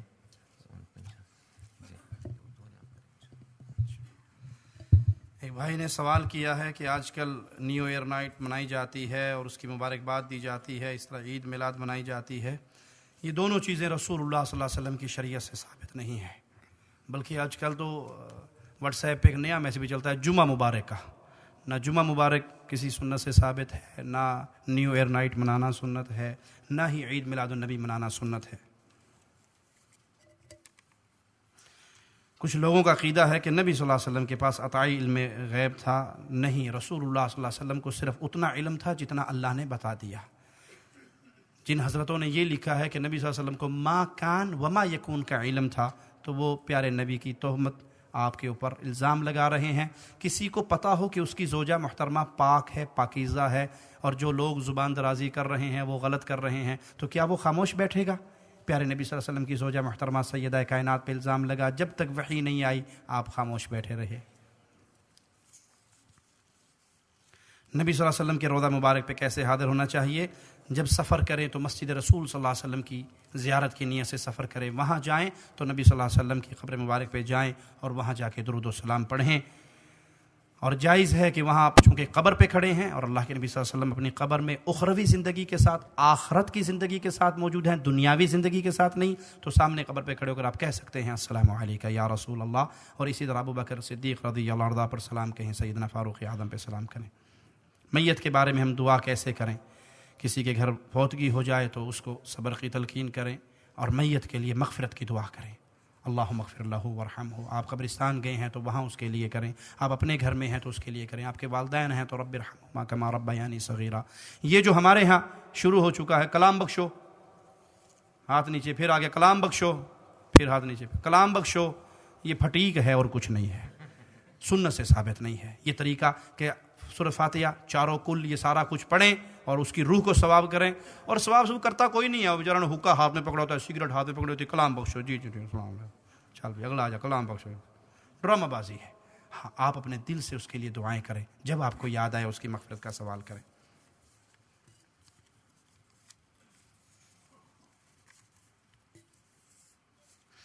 किसी की मौत के बाद उसको कुरान पढ़ कर बख्शा जा सकता है। आपके जो शागिर्द हैं, आपकी जो औलाद है, वो जो भी नेक काम करेगी वो अपने आप उस आपके अकाउंट में जमा हो जाएगा। मैंने आपके सामने जो गुफ्तगू की है, अल्लाह इसको कबूल फरमाए और रियाकारी से बचाए। अल्लाह ने जो अजर इसका मुझे देना है वही मेरे असातिज़ा को देना है, वही मेरे वालिदैन को देना है। ये अपने आप अल्लाह का निज़ाम है, ट्रांसफ़र हो रहा है। ये जो मौलवियों ने बना लिया ना कि ये एक कुरान फ़लाँ की माँ को एसाल सवाब, वो मौलवी के पेट तक जाता है, आगे जाके ब्लॉक हो जाता है।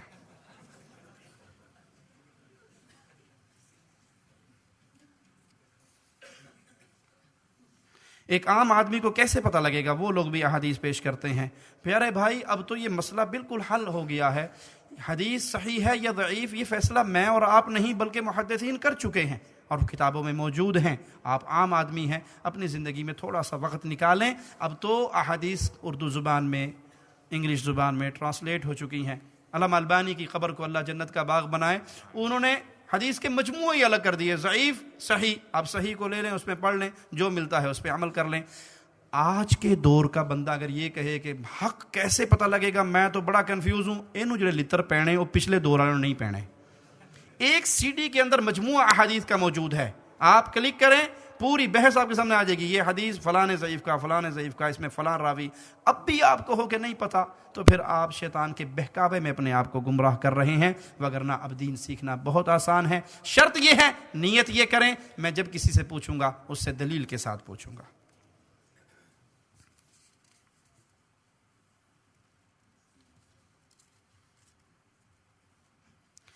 एक भाई ने सवाल किया है कि मेरे ससुराल में बरेलवी मुसलमान हैं, अक्सर वो हमें काफिर कहते हैं, बल्कि मुनाफिक भी कहते हैं, बड़ी तकलीफ़ होती है। अक्सर हम उनसे क़ता ताल्लुक़ करते हैं, हम उनसे किस तरह मिलें? नहीं प्यारे भाई, वो जो लोग शिर्क की वादी में डूबे हुए हैं, आपने क़ता ताल्लुक़ नहीं करनी, उनको दावत देनी है, उनको पैगाम देना है, उनको हदिये दें, तोहफ़े दें, प्यार करें, मोहब्बत करें, खाने खिलाएं। सिर्फ़ एक चीज़ का ख्याल रखना है कि दिल के अंदर जो मोमिन के लिए मोहब्बत पैदा होगी वो किसी मुशरिक के लिए नहीं होगी। क्या मायना? मेरी बेटी बूढ़ी होके घर बैठी बैठी मर जाए, उसका निकाह किसी मुशरिक से? कोई मुशरिक मेरा इमाम नहीं बन सकता, किसी मुशरिक का मैं जनाजा नहीं पढ़ सकता, किसी मुशरिक के लिए मैं दुआए मगफिरत नहीं कर सकता जब वो मर चुका है। जब तक ज़िंदा है उसकी हिदायत के लिए दुआ करूँगा, हिदायत की कोशिश करूँगा, कुरान पाक दूंगा, किताबें दूंगा, हदिये दूंगा, ईद पे तोहफे दूंगा। मेरे एक एक अमल का मुझे अजर मिलेगा, क्योंकि मेरी नीयत ये है कि ये बंदा तौहीद पे आ जाए। वो हमें जो मर्जी कहता रहे, कोई हरज नहीं। जुनैद जमशेद साहब ने दौरान दर्स उम्मुल मोमिनीन सैयदा आयशा रज़ियल्लाहु ताला अन्हा के मुतालिक जो वाक़या बयान किया है, आपका इसके बारे में क्या ख्याल है? तबलीगी जमात से जुनैद जमशेद साहब ताल्लुक़ रखते हैं। इस पे प्यारे भाई, सैयदा कायनात की तौहीन बहुत बड़ा जुर्म है। सैयदा कायनात की तौहीन बहुत बड़ा जुर्म है, लेकिन वो बंदा खुद मान चुका है कि मैं तो जाहिल हूँ, मुझे इल्म नहीं है, मैं उस पर माफ़ी मांगता हूँ। रसूलुल्लाह सल्लल्लाहु अलैहि वसल्लम की ये शान है कि कोई नबी सल्लल्लाहु अलैहि वसल्लम की तौहीन करके माफ़ी भी मांग ले, वो तब भी वाजिबुल क़त्ल है, उसकी माफ़ी कबूल नहीं होंगी, ताइब हो या गैर ताइब, वाजिबुल क़त्ल है।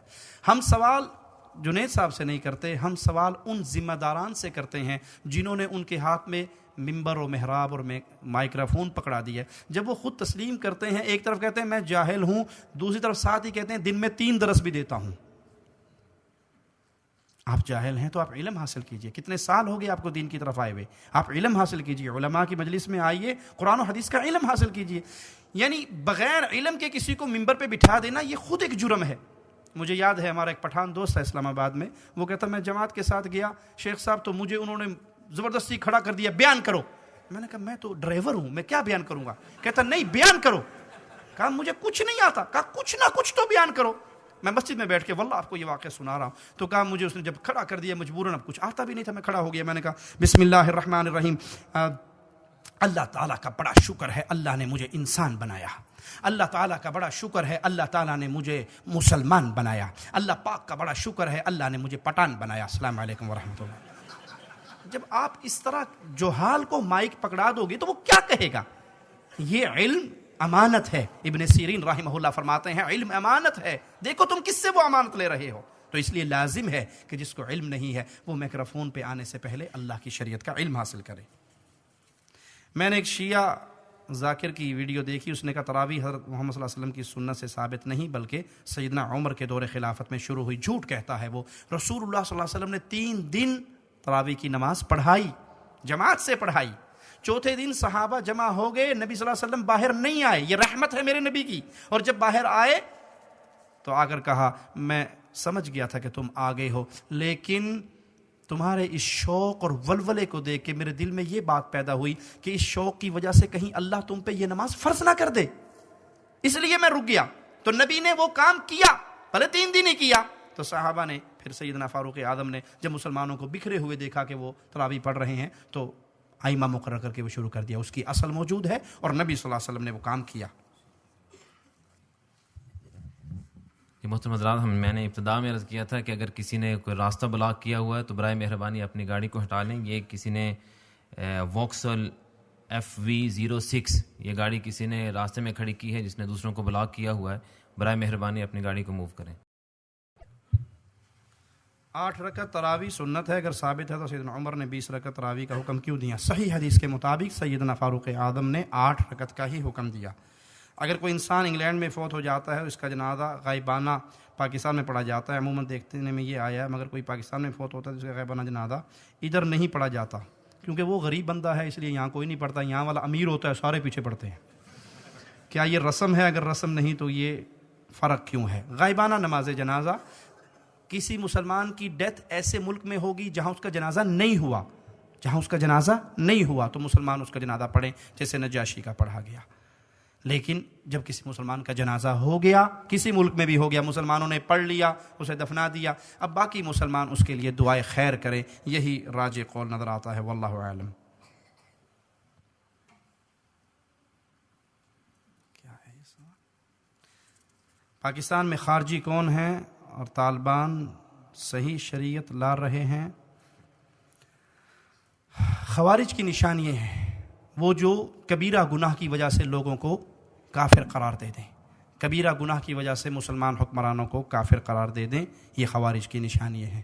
اور جو طالبان شریعت کا نفاذ کر رہے ہیں وہ قرآن و حدیث کی شریعت کا نفاذ نہیں ہے بلکہ وہ خاص اپنے فرقے کے لیے محنت ہے، اور اس کے بے بہا ہمارے پاس دلائل موجود ہیں.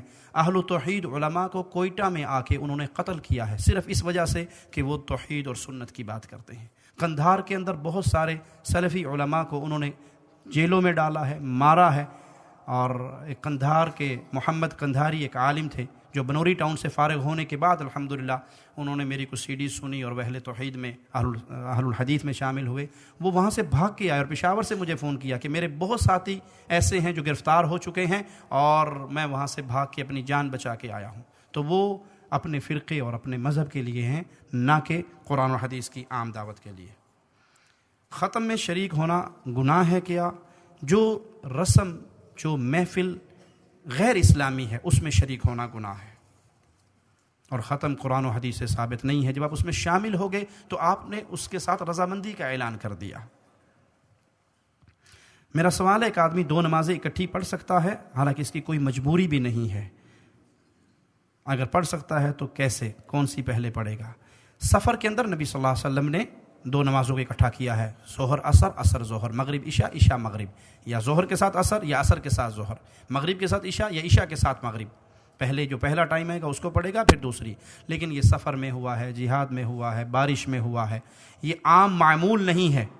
ایک آدھی بار نبی صلی اللہ علیہ وسلم نے ویسے بھی کی ہے، لیکن عام معمول نہیں ہے. اللہ کی شریعت میں نماز وقت پہ فرض ہے.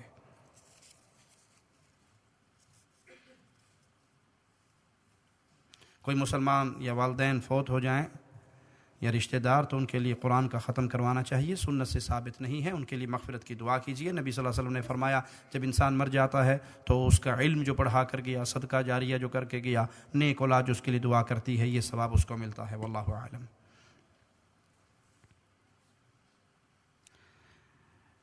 میرے والدین بہن بھائی شرکیہ عقیدے پر ہیں. میں اور میرا خاوند کے خیالات بالکل مختلف ہیں. میری شادی کو 30 سال ہونے کو ہیں اور اسی کشمکش میں میرے خاندان والوں نے مجھ سے قطع تعلقی کی ہے. مجھے اور میرے خاوند کو کافر اور مرتد کہتے ہیں. میرے لیے کیا حکم ہے؟ صبر کیجئے. نوح علیہ الصلوۃ والسلام 950 سال دعوت دیتے رہے، صبر کرتے رہے. پیارے نبی دعوت دیتے رہے، صبر کرتے رہے. وہ آپ کو کافر کہیں، وہ آپ کو مرتد کہیں، وہ آپ سے قطع تعلقی کریں، وہ جو مرضی کریں، آپ نہ کریں. آپ تعلق برقرار رکھیں. آپ فون کر کے ان کو ای میل کے ذریعے میسج بھیجیں، شریعت کا فون کے ذریعے کریں، جس طرح بھی ہو سکتا ہے. اچھے سے اچھا سلوک کریں اس نیت سے کہ پانی گرتا رہے، کبھی تو پتھر میں سوراخ ہوگا. اور سب سے بڑی بات، اللہ سے دعا مانگتے رہیں، اللہ ان کے لیے ہدایت کا راستہ کھولے. میرا سوال یہ ہے کہ خاوندوں کو بیویوں پر کتنا ظلم کرنا چاہیے؟ یہ ایک بہت دکھی بیوی کا سوال ہے. خاوندوں کو اللہ سے ڈرنا چاہیے. خاوندوں کو اللہ سے ڈرنا چاہیے اور بیویوں پہ قطعاً ظلم نہیں کرنا چاہیے. نہ تھوڑا نہ زیادہ. ظلم ظلم ہے. ایک صحابی اپنے غلام کو مار رہے تھے. بڑی سنجیدگی سے سننے والا جملہ آپ کو سنا رہا ہوں. ایک صحابی غلام کو مار رہے تھے. نبی صلی اللہ علیہ وسلم پیچھے سے آ رہے اور اسے کہہ رہے بس کر، چھوڑ دے، نہ مار، بس کر، چھوڑ. اور وہ غصے میں پٹائی کرتے جا رہے ہیں. جب صحابی قریب آئے، اللہ کے نبی صلی اللہ علیہ وسلم قریب آئے اس صحابی کے، تو کہا تو اس اپنے غلام پہ جتنی طاقت رکھتا ہے، تیرا اللہ تجھ پہ اس سے کہیں زیادہ طاقت رکھتا ہے. تو اس کو جتنا مار پیٹ سکتا ہے نا، تیرا جتنا کنٹرول ہے، تیرا غلام ہے، کون روکے گا تجھے؟ لیکن نہ بھولنا تو اللہ کا غلام ہے. تیرا اللہ تجھ پہ اس سے کہیں زیادہ طاقت رکھتا ہے. وہ صحابی تھے، تڑپ اٹھے. اللہ کے نبی صلی اللہ علیہ وسلم، میں اس کو آزاد نہ کر دوں؟ آپ نے کہا بہت اچھی بات ہے. کہا جو میں نے تجھے مارا ہے، اس کے بدلے میں تجھے آزاد کرتا ہوں. جملہ سنیے پیارے نبی صلی اللہ علیہ وسلم کا. کہا اگر تو اس کو آزاد نہ کرتا تو میں ڈرتا تھا اس کے ہر عضو کے بدلے تیرے عضو کو آگ پکڑ لیتی. بیویاں آپ کے پاس مظلوم ہیں، مجبور ہیں، ان کے ساتھ پیار کیجیے، محبت کیجیے. پیارے نبی صلی اللہ علیہ وسلم نے فرمایا تم میں سب سے بہترین وہ ہے جو اپنی بیوی کے ساتھ بہترین ہے، اور میں اپنی بیویوں کے ساتھ بہت بہترین ہوں. تم میں سب سے بہترین وہ ہے جو اپنی بیویوں کے ساتھ بہترین ہے، اور میں اپنی بیویوں کے ساتھ بہت اچھا سلوک کرتا ہوں. وہیں پہ جہاں بھائیوں کو یہ درخواست ہے، وہیں پہ بہنوں کے لیے پیغام ہے. پیارے نبی صلی اللہ علیہ وسلم نے فرمایا 4 کام جو عورت کر لیتی ہے، جنت کے سارے دروازے کھل جائیں گے، جہاں سے مرضی جنت میں چلی جائے. 4 کام کون سے؟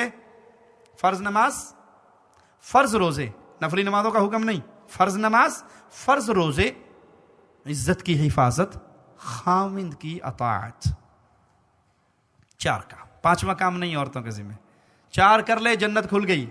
اس 4 کاموں میں میری بہن سب سے اوکھا کام جو ہے نا، وہ خاوند کی اطاعت ہے. اس کی طرف توجہ کیجیے. خاوند کہے روٹی لے آؤ تو یہ نہ کہنا تندور نہیں لگا باہر اتھوں جا کے لے آیا. خاوند کے پانی پلاؤ، جو اپنا پیے گا مینوں بھی گلاس دے دیں. خاوند کی اطاعت کریں. اگر آپ کا خاوند آپ کو آپ کے سگے ماں باپ سے ملنے سے منع کرتا ہے، منع ہو جائیے، منع ہو جائیے. اس قطع رحمی کا گناہ آپ کے خاوند کو ہوگا، لیکن آپ اطاعت کر کے جنت پالو گی. سب سے مشکل کام خاوند کی اطاعت ہے. جنتی عورت بنیے. جنتی عورت وہ ہوتی ہے جو اپنا ہاتھ اپنے خاوند کے ہاتھ میں دے دیتی ہے کہ آپ ناراض ہو، میں سکون نہیں پا سکتی، میں سرما نہیں لگا سکتی. اپنے خاوند کے لیے جادو کرو، خاوندوں پہ جادو کرو، قابو کرو ان کو. حلال جادو، حرام جادو نہیں، بنگالی بابے والا جادو نہیں. شرازی بابے والا جادو نہیں، محمد کریم کی حدیثوں سے ثابت جادو. کیا آپ کا خامد، میں مختصر بتا دوں، آپ کا خامد گھر آئے نا، آپ دیکھتی ہیں ٹائم، خامد کے گھر آنے میں 15 منٹ رہ گئے، 20 منٹ رہ گئے، بھاگ کے اپنے کام والے کپڑے اتار دو، نہا دھو کے مختصر ہلکا سا میک اپ کر کے اچھا سا ڈریس پہن کے خامد کے لیے بیٹھ جاؤ. اور خامد آئے گیٹ پہ اسے جا کے ویلکم کرو، اس کا ماتھا چومو، اس کے ہاتھ میں کوئی سامان ہے تو وہ لو، اسے کرسی پہ بٹھاؤ، اس کے پاؤں سے جوتے کھولو، اسے آرام سے ٹھنڈا پانی، شربت، کھانا دو. اللہ کی قسم یہ اگلے دن ڈیوٹی سے آدھا گھنٹہ چھٹی لے کے پہلے آ جائے گا. اس طرح ان کو قابو کرو، اس طرح ان کی خدمت کرو. اور اگر وہ گھر میں داخل ہو اور آپ وہی لہسن پیاز ادرک والی بدبو کے ساتھ اس کے پاس آؤ، چنگا سی میں ڈیوٹی تھی اتنے آدھا گھنٹہ اور گزار لینا. یہ سنت سے ثابت ہے. سیدہ عائشہ رضی اللہ تعالی عنہ اپنی زلفوں میں زعفران کی خوشبو لگا کے پیارے نبی صلی اللہ علیہ وسلم کے پاس آ کے بیٹھی اور ان کو اپنی زلفوں کو حرکت دی کہ نبی صلی اللہ علیہ وسلم کو خوشبو پہنچے. آپ نے کہا عائشہ تیری باری نہیں ہے، عائشہ تیری باری نہیں ہے. کیا معنی؟ ہماری مائیں ہمارے نبی کے لیے تیار ہوتی تھی اور ہماری بیوییں، بہنیں، مائیں الا من رحم ربی، ان کو اگر کہہ دو نا جی فلاں نے آج ہمارا کھانا کیا ہے رات کا، اور آپ آدھے گھنٹے پہلے بتا دو اور روز کے بیٹھ جائے گی میں نے جانا ہی نہیں. آدھے گھنٹے میں کوئی تیار ہو سکتا ہے بھلا؟ اور وہ جب نکلے گی تو بندہ بھی 2 دفعہ دیکھتا ہے یہ میرے والی ہے کوئی اور تو نہیں. اس کی ساری تیاری، اس کا سارا زیور، اس کا سارا حسن، اس کا سارا میک اپ، اس کا سارا ڈریس، وہ کس کے لیے؟ سہیلیوں کو دکھانے کے لیے نہیں. اے میری بہن، تیرا زیور، تیرا حسن، تیرا میک اپ، تیرا لباس تیرے خاوند کے لیے ہے. اپنی اداؤں سے، اپنی زبان سے اس کو قابو کریں. حسن سے گھر نہیں بستا، مال سے گھر نہیں بستا. اگر کبھی حسن سے گھر بستا ہوتا تو حسیناؤں کو طلاقیں نہ ہوتی. مال سے گھر بستا تو بادشاہوں کی بیٹیوں کو طلاقیں نہ ہوتی. گھر بستا ہے صرف زبان سے، اخلاق سے، پیار سے. ایک تار گرم ہے، دوسری تار گرم ہے، دونوں کو ملا دو کیا ہوگا؟ پٹاخہ. ایک گرم ہے، ایک ٹھنڈی ہے، 220 کا کرنٹ ہے، گاڑی چلتی رہے گی. خامد غصے میں آیا تو آپ صبر کر لیجئے، خاموش ہو جائیے. بیوی غصے میں آئی ہے تو آپ صبر کر لیجئے. جب دونوں غصے میں آ کے سوٹے کھڑکاؤ گے تو گھر برباد ہو جائے گا. ایک عورت کسی مسلمان کے پاس گئی، کہتا جی میری ساس بڑی تنگ کرتی ہے، بڑا لڑتی ہے، تو کوئی تویت ہی دے دیو. اس نے دیکھا کہ اس کی عقل بیچارے کی اتنی ہے، میں جتنا بھی سمجھا لوں گا یہ ماننے کی نہیں. اس نے ایک سادہ کاغذ لیا، اس کی بتی بنائی اور اسے کہا بی بی جب تیری ساس لڑنے لگے نا تو اس کو دانتوں کے نیچے لے کے دبا لینا، جتنی تیری ساس زیادہ گالیاں دے اتنا زور سے کاغذ دبانا. بس 3 دن یہ کر کے دیکھ لے تیری ساس سیدھی ہو جائے گی. کہا بڑی بات ہے. وہ تعویذ لے کے گلے میں، جب ساس لڑے وہ پیر جی نے تعویذ دیتا سی، وہ کڈو جی، وہ دانت کے نیچے دبا لے. اب جب ساس کو جواب نہیں ملے گا وہ کملی لڑے گی. یہ ہے گر. اپنی زبان بند کیجئے، پیار اور محبت کے اظہار کو عام کیجئے، انشاءاللہ گھروں میں سکون ہوگا. ربیع الاول کے اس مبارک مہینے میں ہمارے ارد گرد میلاد کی محفلیں سجائی جاتی ہیں. قرآن و سنت کی روشنی بتائیے کہ اس طرح کی محفلوں کا انعقاد، اس میں شرکت اور نعت خوانی کے مقابلے کی کیا حیثیت ہے؟ یہ سب بدعات ہیں جو نبی صلی اللہ علیہ وسلم کی سنت سے ثابت نہیں ہے. نہ یہ محفلیں منعقد کروانی چاہیے اور نہ ان میں شریک ہونا چاہیے. خصوصاً خواتین کے لیے کیا حکم ہے؟ جس طرح مردوں کے لیے اس میں شامل ہونا جائز نہیں، اسی طرح خواتین کے لیے بھی جانا جائز نہیں. اور خواتین تو ویسے ہی بیچاری علم سے تھوڑی سی دور ہوتی ہیں تو جلدی وہ بدعات اور بری باتوں کی بے علمی کی وجہ سے رسیہ ہو جاتی ہیں. آپ پاکستان میں جہاں پڑھاتے ہیں، جو آپ کا سکول ہے اس کا پتہ بتا دیں. نہیں، میں پاکستان میں نہیں پڑھاتا، میں سعودیہ میں ہوتا ہوں. آپ نے اپنے بیٹے کو داخل کروانا ہے تو شیخ ذکاء اللہ سے رابطہ کیجئے. ہمارے مختلف مدارس ہیں، وہاں اپنے بچوں کو داخل کروا دیجئے. جس شہر میں ہوں گے وہاں کا مدرسہ بتا دیں گے. ایک مرد جس نے غیر مذہب عورت سے 16 سال پہلے نکاح کیا، پھر 6-7 سال میں 2-3 مرتبہ طلاق دی، پھر رجوع کیا، پھر طلاق دی، 8 سال اس سے رجوع نہیں کیا، کہ 8 سال کے بعد اس کا نکاح قائم ہے؟ انا للہ و انا الیہ راجعون. جس نے کسی غیر مسلم سے شادی کی جس میں یہودی اور نصرانی شامل نہیں ہے تو اس کی وہ نکاح ہی نہیں. اگر کسی ہندو سے کرتا ہے، کسی مشرک سے کرتا ہے تو وہ نکاح نہیں ہے، اس نے جو کچھ کیا زنا کیا. اگر وہ یہودی اور عیسائی لڑکی ہے تو اس میں لازم ہے کہ وہ عقیدتاً یہودی اور عیسائی ہو. آج 95% یہود و نصارہ نہیں ہے، کمیونسٹ ہیں. وہ دین کو مانتے ہی نہیں ہے، دین پہ ان کا ایمان ہی نہیں ہے. نان مسلم کتابی لڑکی سے، اہل کتاب کی لڑکی سے شادی ہونے کے لیے شرائط ہیں. صرف یہودی کہہ کہ آپ شادی نہیں کر سکتے کہ یہودی اہل کتاب شادی کرو، شرائط ہیں اس کے لیے. اور پہلی شرط ہے کہ وہ یہودی ہو یا عیسائی ہو، مذہبی طور پہ اس کا مذہب صحیح ہو، کمیونسٹ نہ ہو. آج تو اکثریت کمیونسٹوں کی ہے. دوسری بات، وہ فاحشہ اور بدکار نہ ہو. فاحشہ لڑکی سے شادی نہیں ہو سکتی، بدکار لڑکی سے، بھلے وہ کتابی بھی ہو تب بھی فاحشہ بدکار لڑکی سے شادی نہیں ہو سکتی. اور بھائیو، شادی صرف شادی نہیں ہے، آگے پوری نسل ہے. اگر آپ نے لڑکی مسلمان چنی تو آپ کی نسل مسلمان رہے گی، اور اگر آپ نے شادی میں لڑکی کا حسن و جمال دیکھا، دین نہیں دیکھا، تو آپ کی نسل کہاں جائے گی؟ آپ کی نسل کہاں جائے گی؟ اس لیے اللہ سے ڈریے اور دیندار لڑکیوں سے نکاح کیجیے. اور جو اس نے کہا ہے کہ اس نے طلاق دی، اگر وہ شرعی طور پہ نکاح ہوا تو اس نے 2 طلاقیں دے دی الگ الگ، پھر اس کے بعد تیسری طلاق دے دی، اب اس کی معاملہ ختم ہو گیا، رجوع نہیں ہو سکتا. وہ کسی اور مرد سے شادی کرے جو شادی ہو، حلالہ نہ ہو، باقاعدہ نکاح ہو. ایک رات کی مولویوں کی زنا کاری کا حصہ نہ بنے کہ کسی مولوی کو دے دیں جی آج آپ حلالہ کر لو اور کل ہمیں واپس کر دینا. یہ حرامہ ہے، یہ زنا. اسے اہل السنہ بھی کہا جاتا ہے، اسے اہل الحدیث بھی کہا جاتا ہے. یہ صفاتی نام ہے، یہ بیسک نیم نہیں ہے ہمارا. اصل نام ہمارا ہوا سماکم المسلمین، ہم مسلم ہیں. لیکن جب مسلم میں بیٹھیں گے اور تعارف کروانا پڑے گا تو ہم کہیں گے بھائی ہم وہ مسلم ہیں جو اصل ہیں، جو کتاب اللہ اور سنت رسول اللہ کو پکڑتے ہیں. ہم نے نبی صلی اللہ علیہ وسلم کو چھوڑ کر اپنے آپ کو دیوبندی، بریلوی، وہابی، سنی، نقشبندی، چشتی، قادری کے سلسلوں میں نہیں بانٹا. ہم نے حدیث رسول کو چھوڑ کر، پیارے نبی کی بستیوں کو چھوڑ کر نہ کسی بستی کو پسند کیا، نہ کسی اور ہستی کو پسند کیا.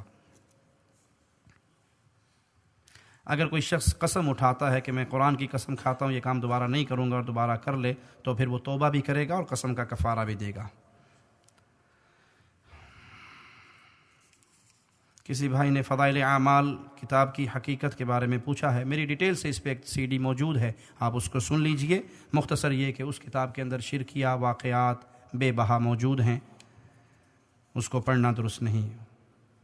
فرض نماز کے بعد مشترکہ دعا جائز ہے یا نہیں؟ فرض نماز کے بعد سارے مل کے مشترکہ ہاتھ اٹھا کے دعا کریں، کسی صحیح حدیث سے ہمارے علم کے مطابق جائز نہیں ہے.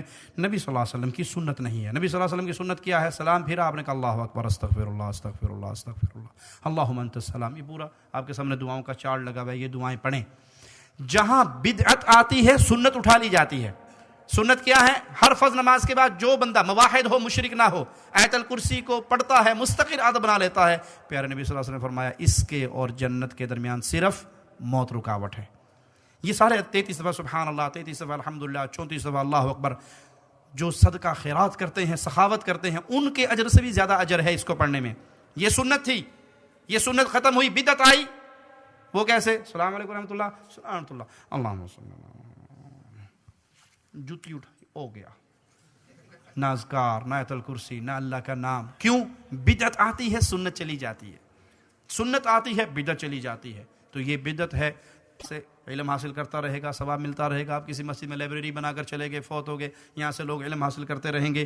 یہ جو مولویوں نے بنایا ہوا ہے سال ثواب ہے، وہ مدرسے میں مولوی صاحب آ کے بیٹھ جاتے ہیں، کار والا آ کے رکتا ہے، اندر آتا ہے جی 4 قرآن چاہیے، درویش گیڑا مارتا ہے، 4 قرآن اکٹھے کر کے اس کو دے دیتا ہے، اور وہ جا کے مولوی صاحب کی جیب بھر کے گھر چلا جاتا ہے. یہ made in India, made in Pakistan, مولوی کے پیٹ تک جانے والا دھندا ہے. اس کا اس مردے کو فائدہ نہیں ہونا.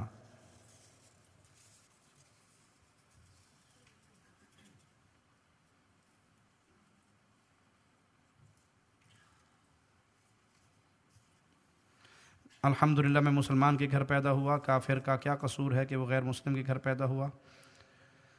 اور غیر مسلم آج کے مسلمانوں کے حالات دیکھ کر اسلام سے بہت دور بھاگتے ہیں، انہیں کیسے صحیح راہ دکھائی جائے؟ اللہ کا شکر ادا کیجیے آپ مسلمان کے گھر پیدا ہوئے، اور نبی صلی اللہ علیہ وسلم نے فرمایا کہ ہر پیدا ہونے والا مسلمان ہی پیدا ہوتا ہے. کافر کے گھر بھی جو پیدا ہو رہا ہے وہ مسلمان پیدا ہو رہا ہے، فطرت پہ پیدا ہو رہا ہے. پھر اس کے ماں باپ ہیں جو اس کو مختلف مذاہب میں بانٹ دیتے ہیں. تو انا ہدیناہ السبیل اما شاکرا و اما کفورا، اللہ نے راستے کھولے ہیں. جہاں دنیا کی باقی چیزوں کے لیے تحقیق کرتے ہیں، وہاں اسلام کے لیے، اللہ کو پہچاننے کے لیے بھی تحقیق مسلمان پہ لازم ہے. وہ سب پہ لازم ہے جو تحقیق کر کے حق کا راستہ پاتا ہے. جو تحقیق کرتا ہے تو اللہ مالک کا وعدہ ہے جو میرے راستے میں چلے گا ہم اس کے لیے راستہ کھول دیں گے. جو لوگ پیروں کے عرس میں شامل ہوتے ہیں یہ تمام بدعات ہیں جو لوگوں نے بنا لی ہے کاروبار اور دھندے کے لیے. دکان بنائیں گے تو کوئی نہ کوئی خطرہ ہوگا, کوئی چوری کر جائے گا, لاس ہو جائے گا, چیزیں خراب ہو جائیں گی. ایک قبر بنا لو اور اس کے اوپر بڑا سارا بورڈ لگا دو, بس ساری نسل کے لیے کھاتہ کھلا ہے. نہ یہاں پہ فیکٹری خراب ہونی, نہ مشینری خراب ہونی. جہنم میں جانے کا راستہ بھی کھل گیا, پیٹ کو جہنم کے بھرنے کے لیے بھی راستہ کھل گیا. میرے ساتھ میرے گھر والوں نے کچھ برے الفاظ مجھے کہے, میں نے جواب نہیں دیا, لیکن مجھے دلی دکھ ہے.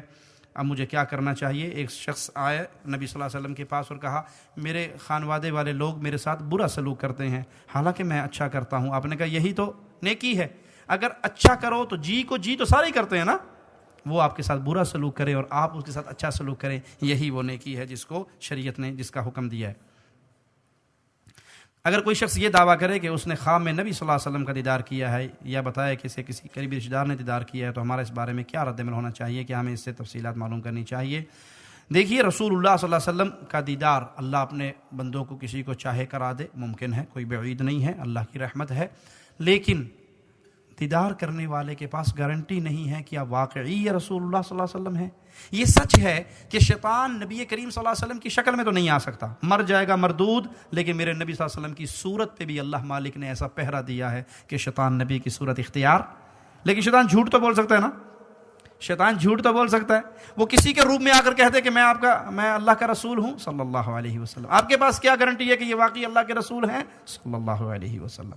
اس لیے ممکن ہے کہ اللہ نے اپنے نبی کا آپ کو دیدار نصیب کر دیا, اور ممکن ہے کہ نہ, وہ کوئی اور ہو. دین پورا ہو چکا ہے, اب خوابوں کی بنیاد پہ دین نہیں چلے گا کہ نبی صلی اللہ علیہ وسلم میرے خواب میں آئے اور مجھے کہا یہ کام کرنا ہے, یہ نہیں کرنا. نہیں, وہ ہمارے لیے حجت نہیں ہے. ہمارے لیے حجت کتاب اللہ اور سنت رسول اللہ صلی اللہ علیہ وسلم ہے.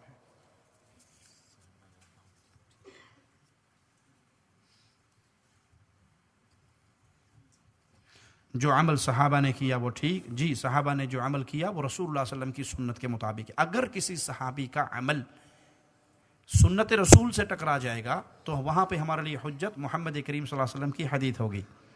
اگر ایسا ہو, صحابی اللہ کے نبی صلی اللہ علیہ وسلم کی حدیث پہ عمل کرتے ہیں, لیکن ہو سکتا ہے کسی صحابی کو کسی حدیث کا علم نہ ہوا ہو, تو ہمارے لیے حجت رسول اللہ صلی اللہ علیہ وسلم کی حدیث ہے. ہاں, اور صحابہ کا وہ فہم ہے جنہوں نے وہ حدیث سنی. پھر اس میں اگر ایک صحابی کا عمل ہے اور باقی صحابہ کی کثرت اس کے خلاف عمل کر رہے ہیں تو وہاں پہ ہم جمہور صحابہ کے قول کو لیں گے. واللہ اعلم. اللہ کے بارے میں کسی کو کیسے یقین دلا سکتے ہیں؟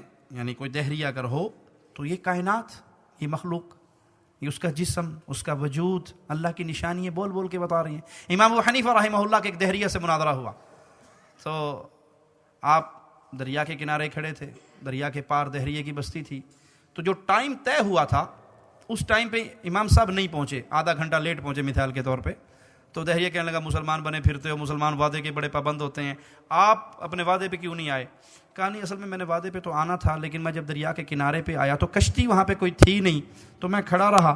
اچانک میں نے کیا دیکھا, ایک درخت تھا وہ کٹنا شروع ہو گیا, اس میں سے لکڑی کے پارٹس تیار ہونے شروع ہو گئے, تختے بننے لگے, پھر وہ تختے جڑنے لگے آپس میں, اور پھر جڑتے جڑتے پوری کشتی بن گئی. پھر ایک ڈنڈا سارا آیا چپو چلانے کے لیے, وہ آ گیا, جو وہ ساری بن کے میرے سامنے آ گئی, تو میں اس میں بیٹھ کے پھر آپ کے پاس آیا, اس لیے میں آدھا گھنٹہ لیٹ ہو گیا. کہا کتنا بڑا جھوٹ آیا تو, کتنا بڑا جھوٹ بولا تو نے, ایسا کیسے ممکن ہے کہ ایک درخت اپنے آپ کٹنے لگ جائے, اپنے آپ اس کے تختے جڑنے لگ جائیں اور اپنے آپ اس میں سے کشتی بن کے تیرے سامنے آ جائے؟ امپاسبل ہے. کہا سبحان اللہ, ایک چھوٹی سی کشتی کے بارے میں تم یہ عقیدہ نہیں رکھتے کہ وہ اپنے آپ بن جائے, یہ پوری کائنات اپنے آپ بن گئی. کبھی کوے کے انڈے کے اندر فاختہ پیدا ہوئی, کبھی ہرن کے پیٹ سے کتیا کا بچہ پیدا ہوا, کبھی انسان کے پیٹ سے جانور کا بچہ پیدا ہوا. یہ پورا سسٹم چل رہا ہے, کیا یہ خالق و مالک کے چلائے کے بغیر چل رہا ہے؟ تو اس کو اس کے وجود کی مثالیں, اس کے سامنے اس کائنات کی مثالیں دیجئے اور اللہ کے وجود پہ یقین دلائیے.